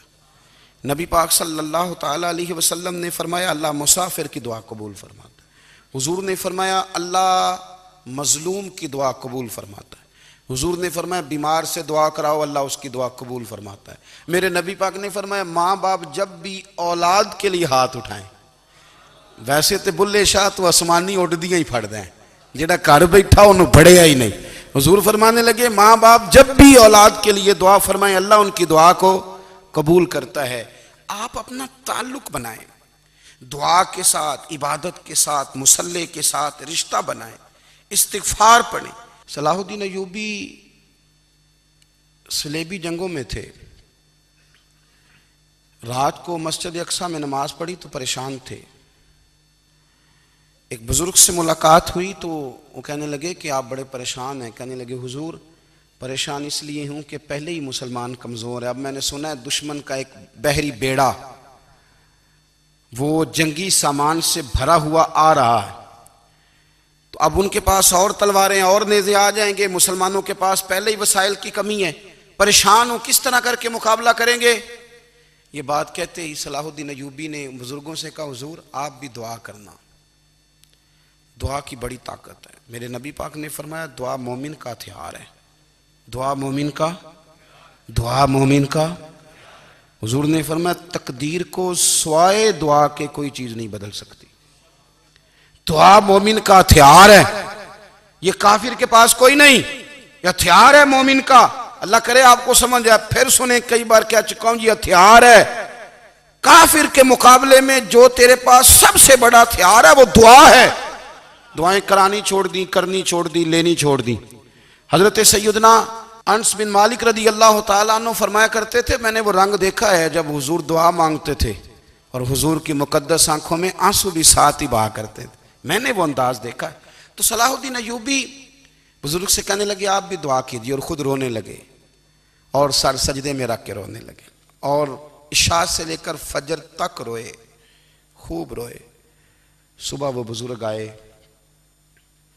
تو صلاح الدین ایوبی کا خوبصورت اور ہنستا ہوا چہرہ دیکھا، کہنے لگے آپ بڑے خوش ہیں، رات تو میں نے بڑے روتے ہوئے دیکھا تھا۔ تو کہنے لگے حضور وہ جو بحری بیڑا آ رہا تھا نا وہ پانی میں ڈوب گیا ہے، اب وہ نہیں آ رہا، ابھی خبر آئی ہے تو میں بڑا خوش ہوں۔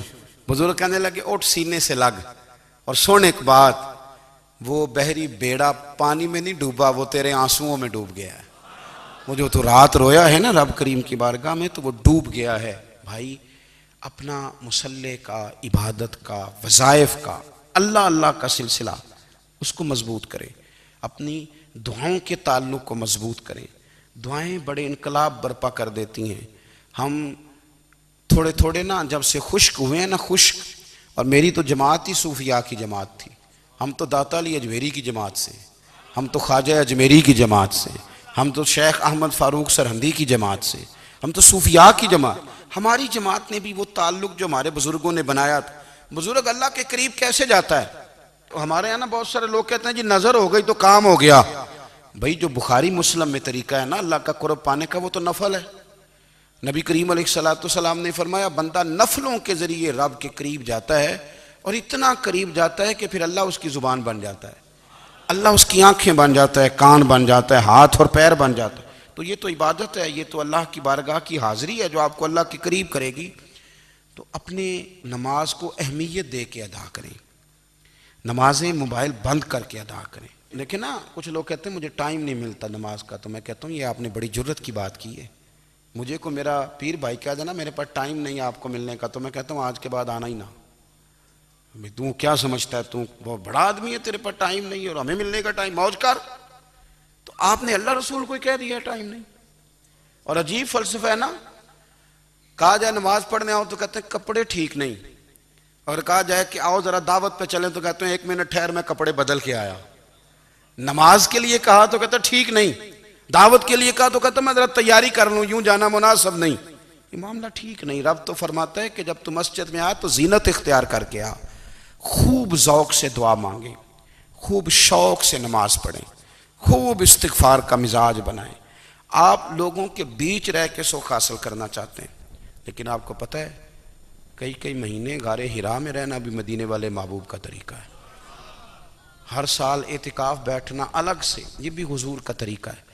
مسجد نبوی کے اندر دروازہ کھلتا تھا نبی کریم کا، پر گھر کے اندر نفل پڑھے نبی پاک، اور حضور فرماتے ہیں کچھ نفل نماز گھر میں بھی پڑھا کرو، گھر کو قبرستان نہ بناؤ۔ ہمارا گھر اللہ کے ذکر سے آباد ہوگا اگر ہم نماز پڑھیں گے نا۔ میں جب سنت پڑھنے کے لیے گھر میں کھڑا ہوتا ہوں تو میرا جو 2.5-3 سال کا بیٹا ہے نا، وہ بھی میرے ساتھ نماز پڑھنی شروع کر دے، اسے پتہ کوئی نہیں نماز کیا ہوتی ہے، لیکن وہ بھی نا سجدہ نہ بھی کرنا ہے تو ساتھ لیٹ ضرور جاتا ہے۔ پتہ چلا بچے لیکچر دینے سے نماز نہیں پڑھتے، نماز شروع کر دیں تو بچے بھی شروع کر دیتے ہیں۔ ہم جب پریشان ہوتے ہیں تو لیکچر دیتے ہیں، تو لیکچر تو باہر شاید چل جائے، گھر میں کیسے چلے گا؟ گھر میں تو عمل چلے گا۔ تو میرے عزیز، آج کے اس روحانی اجتماع میں ہمارے دوستوں نے جو محنت کی، ہم نے بار بار اپنی نیت سے پوچھا خدا ہمیں معاف کرے اگر کوئی ذاتی شہرت ہے، کوئی ہمارے ذاتی مفادات ہیں، رب ہمیں ہدایت دے۔ ہماری یہ خواہش تھی کہ روحانی اجتماع ہمیں تھوڑا سا اللہ اور اس کے رسول کے جانب مائل کرے، کچھ ہمارا رشتہ مصلی کے ساتھ مضبوط کرے۔ اور وَلَدَّارُ الْآخِرَةِ، اور یہ جو آخرت کا گھر ہے، خَيْرٌ لِلَّذِينَ يَتَّقُونَ، یہ بھی ان کے لیے بہتر ہے جو اللہ سے ڈرنے والے۔ دنیا تو پہلے ہی کھیل کود ہے، اور آخرت کا گھر بھی ان لوگوں کے لیے بہتر ہے جو اللہ سے ڈرنے والے ہیں۔ فرمایا فلا تعقلون، تو کیا تمہیں سمجھ نہیں ہے؟ تمہارا شعور اور تمہاری عقل کیا تمہیں بتاتی نہیں کہ دنیا کھیل کود ہے؟ کیا تم اس کو دیکھ نہیں رہے لوگ کس طرح سے لوگ دنیا چھوڑ کر کے جا رہے ہیں؟ قرآن مجید نے جو واضح ارشادات ہمیں دیے، ہمارے بزرگان دین نے، صوفیاء کرام نے، علماء حق نے، ان ارشادات کی توضیحات اور تشریحات کر کے زمانے کے مطابق لوگوں کے دلوں تک ان باتوں کو اتارا، اور دنیا کی بے ثباتی، دنیا کا کمزور پن اور آخرت کی فضیلت لوگوں کے دلوں میں ان لوگوں نے واضح کر دی۔ یہ سلسلہ سیدنا امام زین العابدین رضی اللہ تعالیٰ عنہ سے لے کر آج تک صوفیاء اور اولیاء کی جماعت میں جاری و ساری ہے۔ ان اولیاء اللہ میں سے کچھ لوگ ایسے ہیں جو بالکل قرون اولیٰ کے لوگ ہیں، جو صوفیاء کی جماعت میں سابقون الاولون کہلاتے ہیں۔ ان میں ایک بہت بڑا نام داتا گنج بخش علی حجویری کا ہے۔ حضرت ابو الحسن سید علی بن عثمان حجویری رحمۃ اللہ علیہ، داتا صاحب رحمۃ اللہ علیہ کے وصال کو تقریباً 1000 سال ہونے کو۔ کچھ باتیں ایسی ہیں جنہیں تھوڑا سا غور کے ساتھ، ٹھنڈے ذہن کے ساتھ سمجھا کریں۔ اسلام کی تاریخ 1400 سال کی ہے، اور 1000 سال پہلے کے داتا صاحب بزرگ ہیں۔ داتا صاحب فرماتے ہیں میں اس زمانے میں مرید ہوا، مجھے اجازت ہوئی، میں نے اپنے مرشد کی خدمت کری، پھر مجھے حکم ہوا، اپنے قلم سے لکھتے ہیں، پھر میں لاہور آیا۔ اگر 1000 سال پہلے سے پیری مریدی کا، طریقت کا، تصوف کا سلسلہ جاری ہے، آج لوگ کہتے ہیں یہ نئی بات ہے، یہ کل شروع ہوا ہے۔ داتا صاحب رحمۃ اللہ علیہ کے وصال پر ان کا عرس شروع ہوا، یعنی عرس بھی 1000 سال سے ہوتے چلے آ رہے ہیں۔ آج بعض لوگوں کو غلط فہمی ہوتی ہے کہ یہ آج کی کوئی نئی ایجاد ہے، اور اگر 1000 سال پہلے کے لوگ ضرورت محسوس کرتے تھے کہ پہلے کسی درویش کی خدمت کریں گے تو پھر ہمیں کچھ ملے گا، تو ہمارا تو زمانہ ہی بڑا عجیب ہے۔ یہاں بہت سارے لوگ ہیں جو کہتے ہیں میں خود قرآن جانتا ہوں، حدیث جانتا ہوں، میں خود بڑا سمجھدار ہوں، مجھے کسی کی کیا ضرورت ہے۔ بہت ساری چیزیں ایسی ہیں جنہیں ہمیں غور سے دیکھنا چاہیے۔ 1000 سال پہلے داتا صاحب، اور پھر داتا صاحب کہتے ہیں میرا کسی عام گھرانے سے تعلق نہیں، میں مدینے والے محبوب کی اولاد ہوں، سید ہیں۔ اس کے باوجود ایک جگہ پہ گئے ہیں، تربیت لی ہے، پھر وہ لاہور تشریف لائے ہیں، اور داتا صاحب فرماتے ہیں کہ میں ہندوستان کے اس ایریے میں آ کے بیٹھا ہوں جہاں زندگی کی سہولیات بھی پوری میسر نہیں ہیں مجھے۔ لاہور 1000 سال پہلے آپ اگر اس کا نقشہ دیکھیں تو کیا نظر آئے گا آپ کو؟ جن لوگوں نے ابھی 40 سال 35 سال پہلے لاہور کو دیکھا ہے وہ بھی جانتے ہیں اس کی کیفیات کیا تھی۔ تو 1000 سال پہلے کا لاہور جہاں داتا صاحب تشریف لائے، داتا گنج بخش علی حجویری نے وہاں بیٹھ کر قرآن و سنت کی تشریحات کی۔ داتا صاحب نے مسجد بنائی۔ اب لفظ داتا سے بھی بڑا اختلاف ہے لوگوں کو، حالانکہ داتا کا معنی دینے والا، اور اللہ کے جو 99 نام ہیں نا، ان 99 ناموں میں سے کوئی نام داتا ہے۔ ایسے لوگ کہتے ہیں یہ تو اللہ کا اسم، بھئی یہ لفظ داتا تو ویسے ہی عربی کا لفظ ہی نہیں ہے۔ تو آپ چیزوں کو گھسیٹ گھساٹ کے اگر لے کے نا، قرآن مجید میں آپ اپنے ماں باپ کے لیے دعا کرتے ہیں ربی ارحمہما کما ربیانی صغیرا، یا اللہ ان دونوں کو بخش دے جو بچپن میں میرے رب بنے۔ ربی ارحمہما کما ربیانی صغیرہ، رب کا معنی پالنے والا۔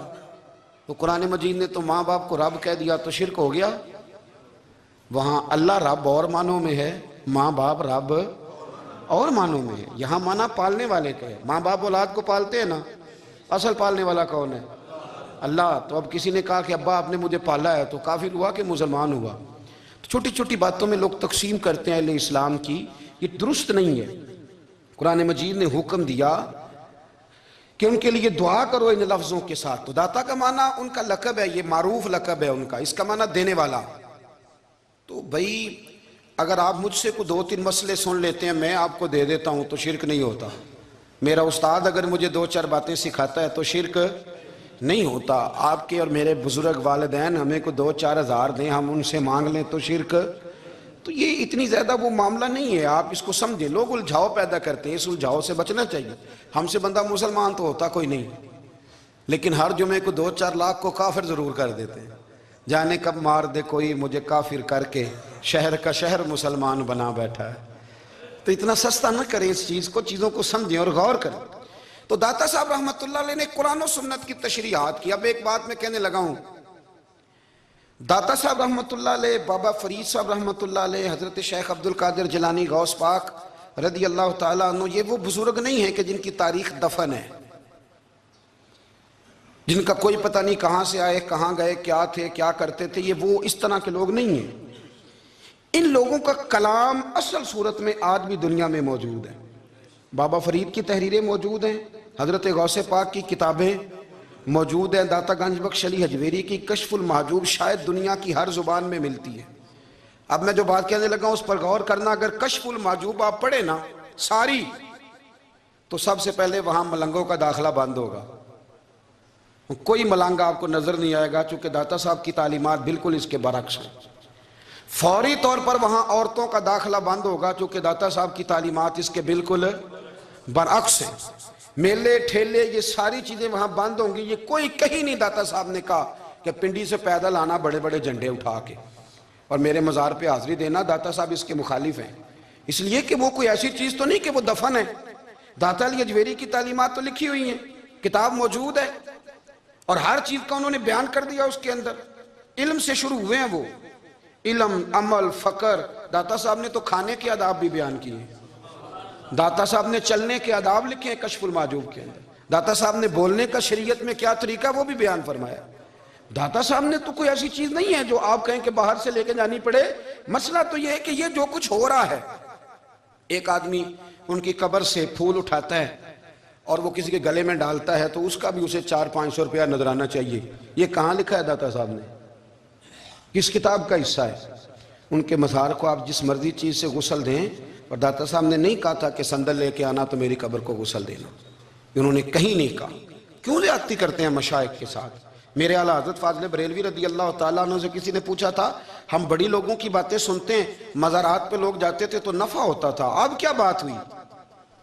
اب اس طرح سے ہماری دعائیں مستجاب نہیں ہوتی.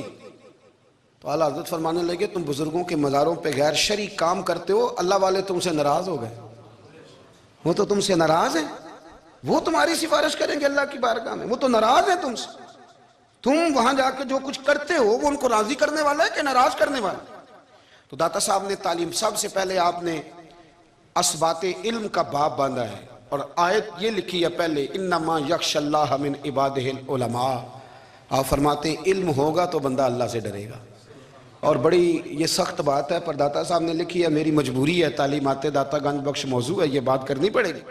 داتا صاحب کہتے ہیں جو بندہ بغیر علم کے فقیری کا دعویٰ کر جائے وہ اسی طرح ہے جس طرح کنویں کے گرد بیل پانی نکالنے کے لیے گھوم رہا ہوتا ہے.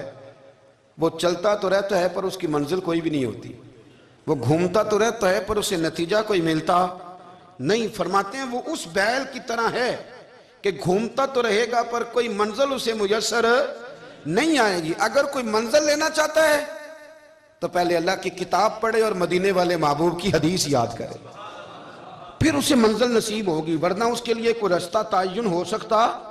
اور داتا صاحب نے پھر حدیث لکھی نبی کریم علیہ السلام کی. فرماتے ہیں کچھ علم حاصل نہیں کرتے, کچھ علم لیتے ہیں پر اس سے نفع نہیں لیتے, پتہ ہوتا ہے پر عمل نہیں کرتے. آپ نے حدیث لکھی ہے, نبی کریم علیہ السلام نے فرمایا اللہم انی اعوذ بک من العلم لا ینفع. اے اللہ میں اس علم سے تیری پناہ مانگتا ہوں جو علم تو ہو پر اس سے نفع نہ اٹھایا جا سکے, جو علم تو ہو پر اس پر عمل نہ ہو. داتا صاحب رحمۃ اللہ علیہ فرماتے ہیں علم ہمیشہ اس لیے سیکھنا کہ اللہ تبارک و تعالیٰ تمہیں اس کا نفع عطا کرے, اور پھر آگے بڑھتے ہیں. تو آپ فرماتے ہیں جب علم سیکھ لو تو پھر نہ اللہ رسول سے عشق کرنا. فرماتے ہیں پھر نمازیں پڑھنا آسان ہو جائے گا, روزے رکھنا آسان ہو جائے گا, قرآن مجید پڑھنا آسان, محبت کرنا. اور آپ نے مثال دی, جہاں بھی کوئی بات سمجھاتے ہیں ایک مثال دیتے ہیں. مثال دی, فرمانے لگے حضرت عبداللہ ابن مبارک رحمۃ اللہ تعالیٰ علیہ, آپ فرماتے ہیں میں شروع میں ایک عورت پہ عاشق ہو گیا تھا, سمجھانے کے لیے بات کرتے ہیں. عاشق ہو گیا تھا ایک عورت پہ. تو میں نے عشاء کی نماز اس کے محلے میں جا کے پڑھی. میرا مذہبی گھرانے سے تعلق تھا, نماز میں پڑھتا تھا. تو امام صاحب جو تھے نا, یہ داتا صاحب نے لکھا ہے کشف المحجوب, امام صاحب نے نا آیات ذرا لمبی پڑھی. تو میرے دل میں خیال آیا کہ مولانا آپ تو فارغ ہیں, تو ہمیں تو اور بھی کام ہے. تو کہتے ہیں نماز سے فارغ ہو کے میں اس کے گھر کے چکر لگاتا تھا, ساری رات گھومتا رہتا تھا. وہ چند لمحوں کے لیے چھت پہ آتی تھی, دو ایک بات کرتی تھی, چلی جاتی تھی. حد یہ ہے کہ مجھے کبھی اس پہ غصہ بھی نہیں آیا, اور اس کا انتظار کر کے کبھی میں تھکا بھی. یہ داتا صاحب لکھ رہے ہیں. حضرت عبداللہ ابن مبارک فرماتے ہیں ایک رات میں گیا, اسی طرح میں نے نماز پڑھی, پھر میں اس کے گھر گیا. میں ساری رات, سردیوں کی ٹھنڈی رات, 11-12 گھنٹے اس کے گھر کا طواف کرتا رہا, معاذ اللہ چکر لگاتا رہا. آدھی رات کو سحری کے وقت وہ چھت پہ آئی 1 منٹ کے لیے, اور کہنے لگی گھر میں مہمان بہت زیادہ ہیں, آج بات نہیں ہو سکے گی.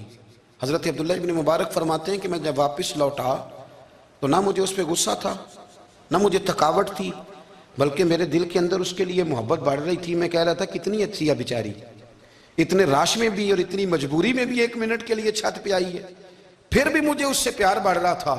کہتے ہیں جب میں تھوڑا آگے بڑھا تو فجر کی اذان ہو رہی تھی, یکدم میرے اندر سے آواز اٹھی. میں نے کہا عبداللہ اگر تو ایک عورت کے لیے ساری رات کھڑا رہتا ہے, نہ تھکاوٹ ہوتی ہے, نہ غصہ آتا ہے, بلکہ پیار بڑھتا ہے, اگر عورت کے لیے بندہ کھڑا رہ سکتا ہے تو رب رسول کے لیے بھی کھڑا رہ سکتا ہے. پھر تراویح پڑھنا کوئی اتنا مشکل کام نہیں ہے, پھر تہجد کے لیے اٹھنا کوئی مشکل کام نہیں ہے. شرط یہ ہے کہ پیار ہو جائے. ایک عورت کے لیے اگر یہ سارا کچھ ہو سکتا ہے تو اللہ رسول کے لیے بھی ہو سکتے ہیں. فرماتے ہیں میں نے توبہ کر لی, اور پھر میرا حال یہ ہے کہ وہ توبہ کی اور پھر 60 سال گزر گئے, ساری رات مصلی پہ کھڑا رہتا ہوں, مجھے کبھی تھکاوٹ نہیں ہوئی, پھر کبھی تھکاوٹ نہیں ہوئی. تو داتا صاحب کہتے ہیں پہلے علم سیکھ, پھر اس کے بعد اللہ رسول سے پیار کر, اور پیار والی نماز پڑھ, مشقت والی نہ پڑھ, یعنی بوجھ والی نہ پڑھ کہ میری جان چھوٹ جائے تو میں بھاگ کے جاؤں, تم ادھر بیٹھو تو میں دوڑ کے نماز پڑھ کے آیا, یہ والی نماز نہ پڑھ. پھر تو آیا تو پھر ذوق پیدا کر, پھر تیرے اندر شوق ہو, پھر تو توانائی والا جذبہ رکھے دین کے معاملے میں.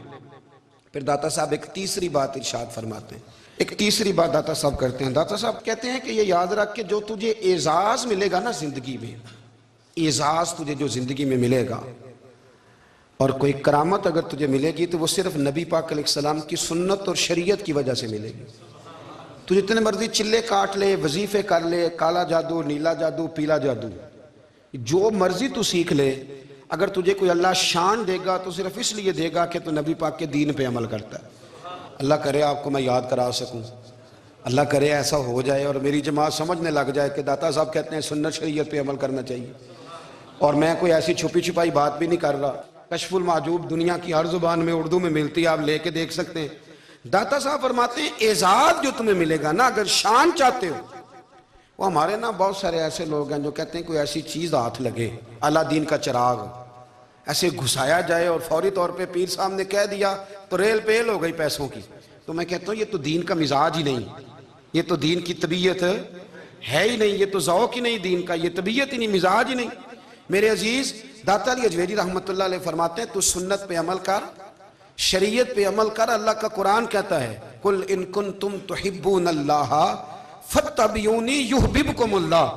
فرمایا اللہ کا قرآن کہتا ہے کہ جب تو نبی کریم کی غلامی کرے گا نا تو اللہ خود تمہیں اپنا محبوب بنا لے گا, اللہ خود تمہیں اپنا محبوب بنا لے گا. تو اور کیا چاہیے. داتا صاحب نے ایک بزرگ کی بات لکھی ہے جو تابعی ہیں, تابعی اس کو کہتے ہیں جو صحابہ کے شاگرد ہوتے ہیں.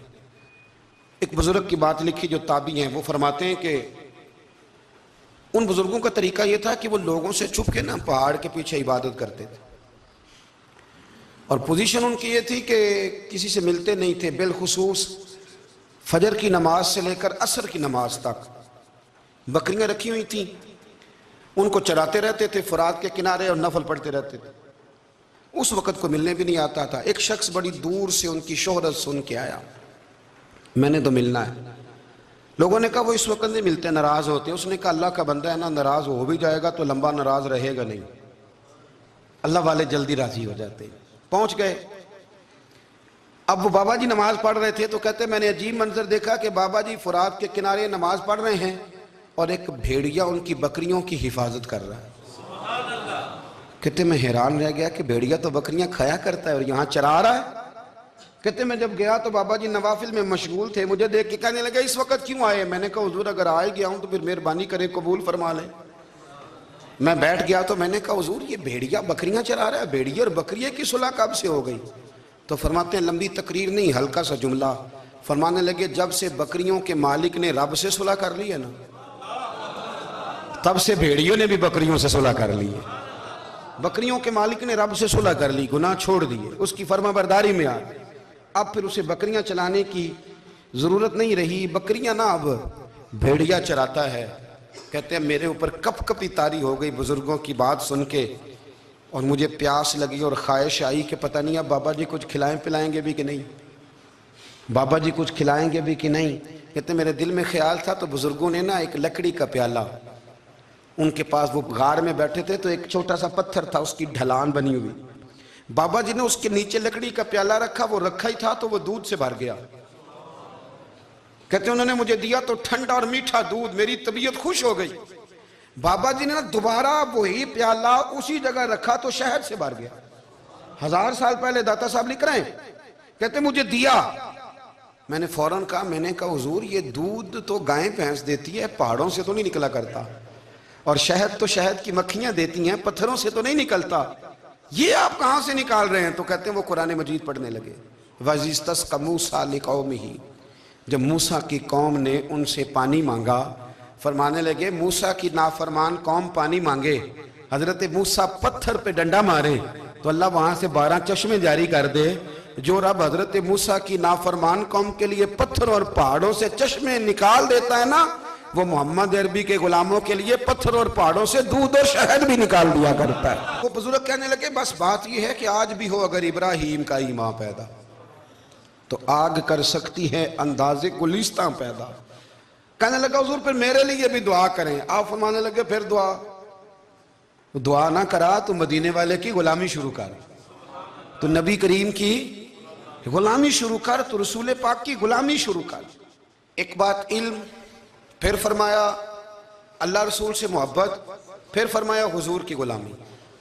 اس سے سارے مکاشفات کھلیں گے, اس سے سارے مشاہدات کھلیں گے, اسی سے کرامتیں ملیں گی, اسی سے مقبولیت ہوگی, اسی سے اللہ نبی کی بارگاہ میں درجہ ملے گا. پھر داتا صاحب آگے بڑھتے ہیں, فرماتے ہیں فقر بھوکے رہنے کا نام نہیں. پورا باب باندھا ہے داتا صاحب نے, اور کیا بات ہے. کئی دفعہ میں نے کشف المحجوب پڑھی, کئی دفعہ پڑھی, اللہ جانتا ہے, لیکن جب پڑھتے ہیں نا کوئی نئی بات ہی ملتی ہے. داتا صاحب نے نا حضرت ابوبکر صدیق کا ایک قول لکھا ہے. حضرت ابوبکر صدیق اللہ کی بارگاہ میں دعا کرتے ہیں, کہتے ہیں یا اللہ مجھے پیسے زیادہ دے. اللہ اکبر, انداز دیکھے داتا صاحب نے لکھا یا اللہ مجھے پیسے, اللہ مجھے مال زیادہ دے پر مالک مجھے مال کی محبت نہ دینا. عجیب دعا ہے بھئی یہ بھی, اللہ پیسے دے پر پیسوں کی محبت. اب داتا صاحب نے لکھا ہے ناراض ہونا ہوا تو داتا صاحب سے ہونا. داتا صاحب کہتے ہیں میں نے ایسے امیر دیکھے ہیں جن کے پاس دولت تو ہے پر انہیں دولت سے پیار نہیں.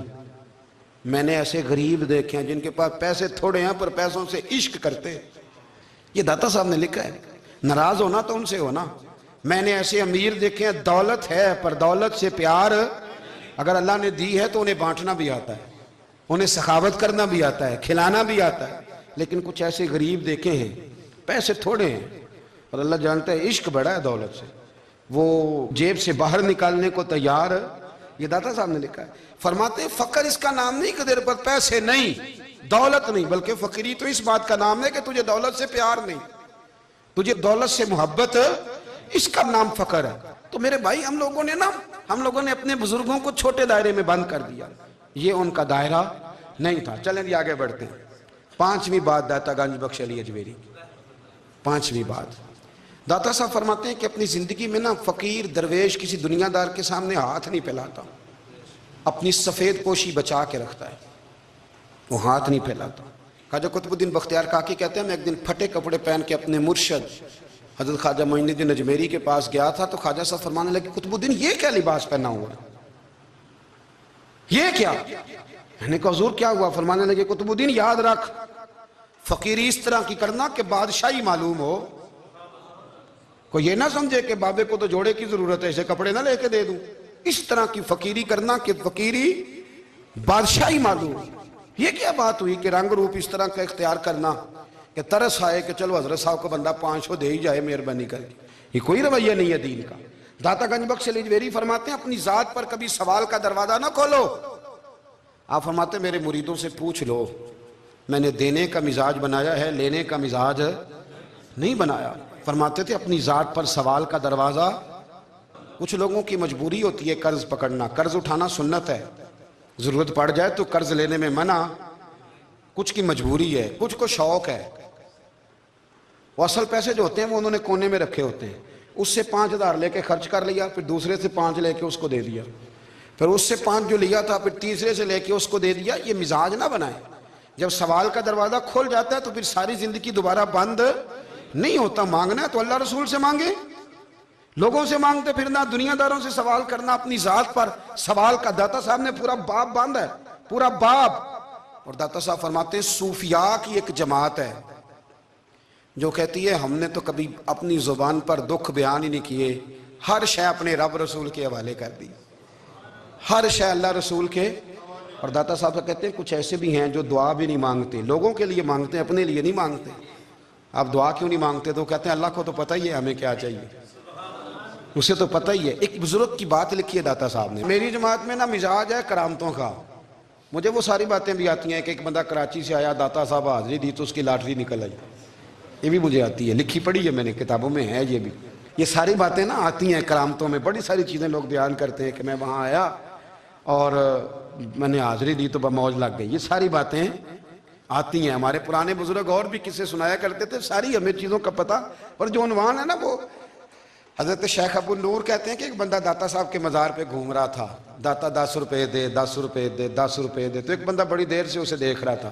وہ کہنے لگا داتا نے تجھے کیا دینا ہے، ادھر آ میں دوں. اس نے 10 دیے. بندہ بڑا حسین تھا، ہنس پڑا. کہنے لگا داتا تیرے بھی صدقے جاؤں. دلانے لگا تو منکر سے ہی دلوا دیے، جو نہیں مانتا اسی سے دلوا دیے. وہ بڑا پریشان ہوا، میں اور چکر میں تھا، اس نے میرے اوپر ہی جڑ دی ہے بات. کہنے لگا داتا تیرے صدقے جاؤں. تو یہ ساری باتیں کتابوں میں موجود ہیں. لوگوں نے اپنے اپنے مشاہدات جو جس کے ساتھ پیش آیا اس نے بیان کیے ہیں. بہت ساری باتیں قابل بیان ہیں، پر جو عنوان ہے میں اس پہ رہنا چاہتا ہوں. داتا صاحب رحمت اللہ علیہ فرماتے ہیں ہماری تعلیمات ہیں کہ اپنے دکھ درد دنیا داروں سے بیان نہیں کرنے. سوال کا دروازہ لوگوں کے سامنے کھولنا. اللہ والوں سے کہیں گے کبھی کہنا ہوگا تو دنیا داروں سے کہنا. کہتے ہیں کہ شیخ احمد نام کے بزرگ تھے، ساری زندگی کسی کو کام نہیں بتایا، ساری زندگی بڑی مشکلات آئیں، پر کبھی اپنی ذات پر سوال کا دروازہ نہیں کھولا. ایک ایسی مشکل آئی کہ جو حل ہی نہیں ہوتی تھی. کسی نے ان پر کوئی الزام لگا دیا. ابو مسلم نام کا ایک بادشاہ تھا، اس کی حکومت تھی. اس نے پکڑ کے قید میں ڈال دیا. اب قید میں ہیں، جرم لگ گیا ہے، فرد جرم عائد ہو گئی ہے، جیل میں ہیں. لوگ کہنے لگے حضرت جی اپنی صفائی میں کچھ کہیں. فرمانے لگے ساری زندگی بندوں سے کچھ نہیں کہا، اللہ رسول کو پتہ ہے میں بے گناہ ہوں، مجھے کہنے کی ضرورت نہیں. داتا گنج بخش علی حجویری نے لکھا ہے. داتا صاحب کہتے ہیں تو یقین کامل تو پیدا کر، تو ایمان تو پختہ کر. داتا صاحب کہتے ہیں وہ ابو مسلم جو بادشاہ تھا وہ نیک آدمی تھا.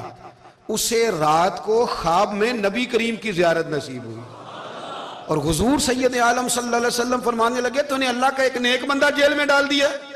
ڈر نہیں آتا، وہ تو بے گناہ ہے. بادشاہ آدھی رات کو خود اٹھا. داتا صاحب فرماتے ہیں کسی گارڈ کو نہیں بھیجا، پولیس والے کو نہیں بھیجا، جیلر سے نہیں، خود گیا. جا کے جیل کا دروازہ کھولا، دروازہ کھول کے اس درویش کو آزاد کیا. کہنے لگا بابا جاؤ، مجھے پتہ چل گیا آپ بے گناہ ہیں. بابا جی سلام کر کے جانے لگے تو بادشاہ پھر آگے آیا، ہاتھ باندھے، ہاتھ چومے. کہنے لگا حضور آپ بڑے نیک ہیں، میرے لیے کوئی حکم ہو تو بتائیے گا، میرے لائق کو خدمت ہو تو بتائیے گا. تو شیخ احمد فرمانے لگے تجھے ابھی بھی سمجھ نہیں آئی، تجھے ابھی بھی نہیں سمجھ آئی. کہنے لگا حضور کیا؟ فرمانے لگے جو تہجد کے وقت تجھے اٹھا کے مجھے رہا کرنے بھیج سکتے ہیں وہ میری کوئی ضرورت باقی رہنے دیں گے؟ مجھے کوئی ضرورت پڑے گی کسی اور کو کہنے کی؟ اصل میں ہماری طبیعت ہے، ہم نے بندوں سے دل لگا لیا ہے. دل اللہ رسول سے لگاؤ. کسی بندے سے لگانا تو اس سے لگاؤ جو اللہ والا ہو. آپ فرماتے ہیں کہ اپنی ساری خواہشات اپنے رب رسول سے. آپ فرماتے ہیں کہ اگر اللہ کے حوالے اپنی خواہشات کر دو گے تو رب تمہیں نا عام لوگوں سے زیادہ عطا کرے گا، عام لوگوں سے۔ اور پھر داتا صاحب نے آگے جا کے ایک چھٹی بات لکھی ہے، داتا صاحب فرماتے ہیں اگر تو چاہتا ہے نا رب جلدی راضی ہو جائے، پھر اللہ کی مخلوق سے محبت کرنی شروع کر دے۔ اگر تو چاہتا ہے کہ رب راضی نہیں صرف جلدی راضی ہو، پھر اللہ کی مخلوق سے پیار کر۔ اللہ خود داتا صاحب اپنی بات کرتے ہیں، کہتے ہیں میں دریائے راوی سے گزر رہا تھا، یہ ایک اور جگہ آپ کی سیرت میں لکھا ہے، یہ کشف المعجوب میں نہیں ہے، راوی سے گزر رہے تھے تو داتا صاحب نے اکثر ٹینڈ کرا کے رکھتے تھے، کئی بزرگ ہیں جو سر پہ بال نہیں رکھتے، ٹینڈ کرائی ہوئی تھی تو کشتی میں گزر رہے تھے تو سامنے سے کچھ نوجوان بھی کشتی میں آ رہے تھے، تو آپ نے نا سر سے کپڑا اٹھایا، تو جب سر پہ کھجلی کر رہے تھے نا، یہ واقعہ اور بزرگوں کے بارے میں بھی کتابوں میں آتا ہے اور داتا صاحب کے بارے میں بھی آتا ہے، سر پہ جب کھجلی کی نا تو بچوں نے ٹینڈ دیکھی تو ایک کہنے لگا ذرا دیکھو بابے کا سر کیسے چمک رہا ہے، ایک نے مذاق کیا اور باقی ہنسنے لگے، پھپتیاں کسنے لگے۔ یہ اچھی بات نہیں ہوتی، یہ بزرگوں کے بارے میں یہ رویہ اللہ کو ناپسند ہے۔ اب وہ مذاق اڑا رہے ہیں تو داتا صاحب کے ساتھ مرید تھے، جلال میں کہنے لگے حضور بد دعا کرے ان کے لیے، اتنے نالائق ہیں، یہ کوئی طریقہ ہے؟ داتا صاحب کہنے لگے کر دوں کہ حضور کر دیں۔ مرید کہتے ہیں داتا صاحب نے ہاتھ اٹھائے تو ہمارا خیال تھا اب یہ ڈوب کے مر جائیں گے، تو داتا صاحب نے ہاتھ اٹھا کے پتہ کیا فرمایا، کہا اے اللہ یہ جس طرح اب ہنس رہے ہیں نا انہیں ہمیشہ ہنستا ہی رکھنا، اللہ ان بچوں کو ہمیشہ ہنستا ہی رکھنا، یہ بیچارے کبھی روئے نہیں، ان کو ہنستا ہی رکھنا۔ اللہ اکبر، یہ دعا مانگتے مانگتے نا کنارہ آ گیا، داتا صاحب بھی کنارے پہ اترے تو وہ نوجوان بھی پیچھے آ گئے، آ کے آپ کے پیروں میں بیٹھے معافی مانگنے لگے، کہنے لگے حضور معاف کر دیں۔ فرمایا ایک شرط ہے، وہ کون سی؟ فرمایا روز پڑھنے آیا کرو گے؟ میں کہا حضور آیا کریں گے۔ شیخ آپ کے خلیفہ ہیں، وہ فرماتے ہیں کہ عجیب ہے، میں ان کے ڈوبنے کی دعا کرا رہا تھا اور منظر یہ بنا کہ انہوں نے توبہ کر لی، داتا صاحب سے پڑھنے لگے، کوئی شیخ الحدیث بن گیا، کوئی شیخ القرآن بن گیا، بہت بڑا درویش بن گیا۔ کہتے میں ہمیشہ سوچا کرتا تھا کہ میں چاہتا تھا ڈوب جائیں، پر وہ ایسے تیرنے لگے ہیں کہ کئی اوروں کو تیرانے کی سہولت اللہ نے انہیں عطا کر دی، آسانی دے دی ہے، اوروں کو بھی بہت ساروں کو وہ لے کے اوپر کی طرف اٹھا کریں گے۔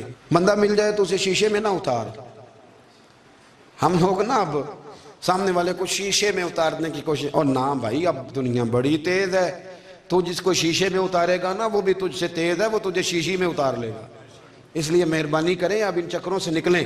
وہ کسی نے کہا تھا امام غزالی سے کہ مخلص دوست مجھے کیسا پتہ چلے گا کتنے ہیں؟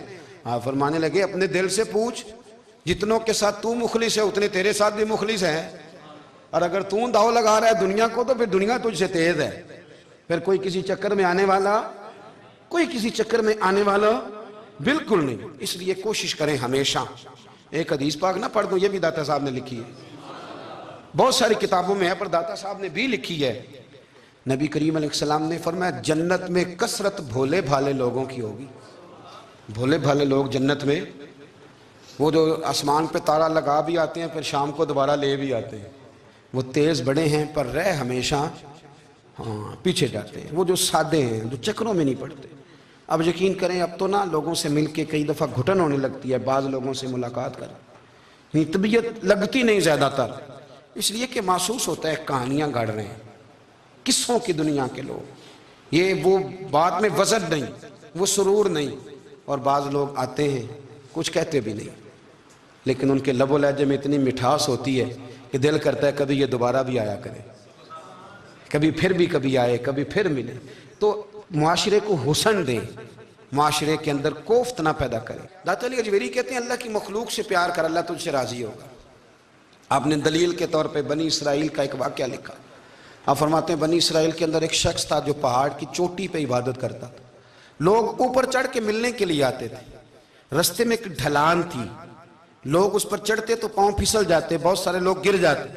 ایک دن وہ شخص کہنے لگا اللہ اگر تو اسے نہ بناتا تو کیا ہوتا، ایسے بیکار بنا دی، رب ناراض ہو گیا۔ اس وقت کے پیغمبر علیہ السلام کو وہی فرمائی، اسے کہو تو میری تخلیق پہ اعتراض کرتا ہے، جا میں نے تیرا نام ولیوں کی صف سے کاٹ کے نافرمانوں کی صف میں لکھ دیا۔ وہ نبی اس امت کے علیہ السلام تشریف لائے اور آ کے اسے کہا کہ رب کریم نے تیرا نام کاٹ کے نا ولیوں کی لسٹ سے نافرمانوں کی لسٹ میں لکھا ہے۔ کہنے لگا حضور اللہ نے خود لکھا ہے؟ ہاں، وہ سجدے میں گر گئے، یا اللہ تیرا شکر ہے، یا اللہ تیرا شکر ہے. وہ پیغمبر فرمانے لگے یہ کیا کر رہے ہو؟ عرض کی حضور آپ نے کہا نا اللہ نے میرا نام لیا ہے، میں کہاں اور میرا رب کہاں؟ اس نے میرا نام لیا ہے. حضور میں تو اپنے آپ کو کسی کھاتے میں نہیں سمجھتا تھا. اچھا اگر مالک نے اب مجھے نافرمان فرما دیا ہے اور میری غلطی سے فرمایا ہے دوزخ میں تو میں جاؤں گا. حضور آپ اللہ کے نبی ہیں، آپ کے ذریعے کی التجا ہے مالک کے حضور، رب کریم سے عرض کیجئے گا کہ اب مجھے دوزخ میں تو پھینکنا ہی ہے، تو میرا وجود اتنا بڑا کر دے، اتنا بڑا کر دے کہ میں اکیلا جہنم میں آ جاؤں. میرا دل نہیں کرتا اللہ کا کوئی اور بندہ دوزخ میں جائے. میں چاہتا ہوں اتنے پیارے پیارے مخلوق پیدا کیے اس نے، کوئی جلے نہ، کوئی دوزخ میں جلے نہ. مجھے بڑا کر کے نہ اکیلا بھر دے میرے وجود کو، میں اکیلا جلوں گا. عرض کرے رب کی بارگاہ میں. وہ پیغمبر وہی کھڑے تھے، وہی آئی. اے میرے نبی سے کہہ دو تو میرے بندوں سے پیار کرتا ہے تو میں تجھ سے پیار نہ کروں؟ جا میں نے تجھے معاف بھی کیا، تیرے لیے جنت کا فیصلہ بھی کیا، اور قیامت میں جس جس کی تو سفارش کرے گا میں ان سب کو بھی جنت عطا کر دوں گا. ڈاکٹر صاحب کہتے ہیں اگر تو آسانی چاہتا ہے کہ اللہ جلدی راضی ہو تو کسی کا بھلا کرنے کی کوشش کر، کسی کو نفع دینے کی کوشش کر. کوشش کر کہ اللہ کی مخلوق سے کوئی پیار ہو جائے، کسی کو تسلی دے، کسی سے محبت کر، کسی کے ساتھ تو خیر والا معاملہ کر. رب کریم تیرے لیے آسانیاں کرے گا. سالوں بیت گئے، میں نے کہا 1000 سال ہو گئے ان کے وصال کو کم و بیش. 200-300 سال کے بعد لوگ بھول جاتے ہیں. بہت سارے ایسے درباروں پہ جانے کا موقع ملا کہ لوگ کہتے ہیں پتہ نہیں بزرگ کون تھے، لیکن یہاں مزار ہے ان کا. 1000 سال بیت گئے، 1000 سال. وہ جب یہاں برطانیہ حکومت کرتا تھا نا، انگریز کی حکومت تھی ہندوستان میں، تو لارڈز آف برطانیہ کہا کرتا تھا کہ یہ عجیب، میں نے داتا صاحب کی قبر دیکھی ہے تو قبر پر لوگوں کے دلوں پہ حکومت کرتی ہے تو یہ قبر پر اس کا سکہ چلتا ہے. جو لوگ نہیں بھی نہ مانتے مزارات کی حاضری، ان کو بھی کبھی نہ کبھی آنا پڑ جاتا ہے. یہاں کی حاضری اتنی ضروری ہے کہ ان کو بھی کبھی نہ کبھی حاضری دینی پڑ جاتی ہے. داتا صاحب رحمۃ اللہ تعالیٰ علیہ نے خدمات کی. کوئی زمین نہیں داتا صاحب کی، کوئی شخص نہیں بتا سکتا کہ اتنے مربع تھے، کوئی نہیں بتا سکتا کہ داتا علی اجویری رحمۃ اللہ تعالیٰ علیہ اتنے بڑے مکان میں رہتے تھے. ایک مسجد بنائی.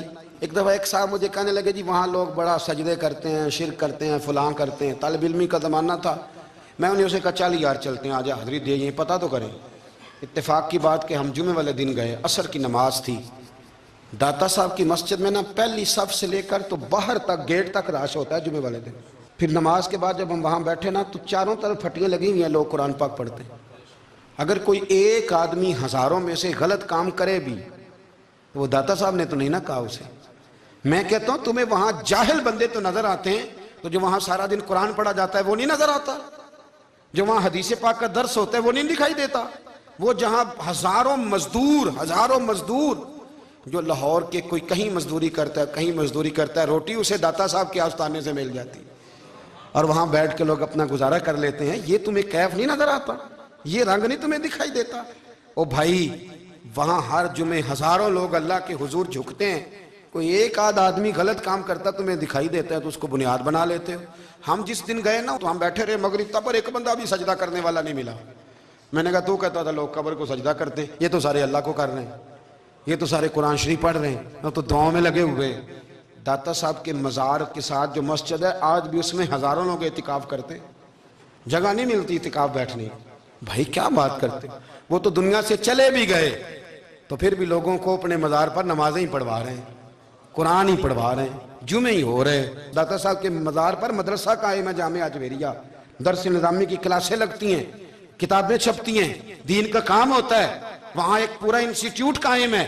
مہربانی فرمائیں اب تعصب کی اینک اتار دیں، فرقہ واریت کا ذوق چھوڑ دیں، صحیح کو صحیح کہنا سیکھیں، اصل کو اصل کہنا سیکھیں. اور اہل حق سے بھی میری گزارش ہے ان کی تعلیمات کو سمجھیں، میلوں ٹھولوں سے، غیر شرعی باتوں سے بچیں. اللہ ان کے درجات بلند کرے، ہمیں ان کی راہوں کا مسافر بنائے. آخر دعوانا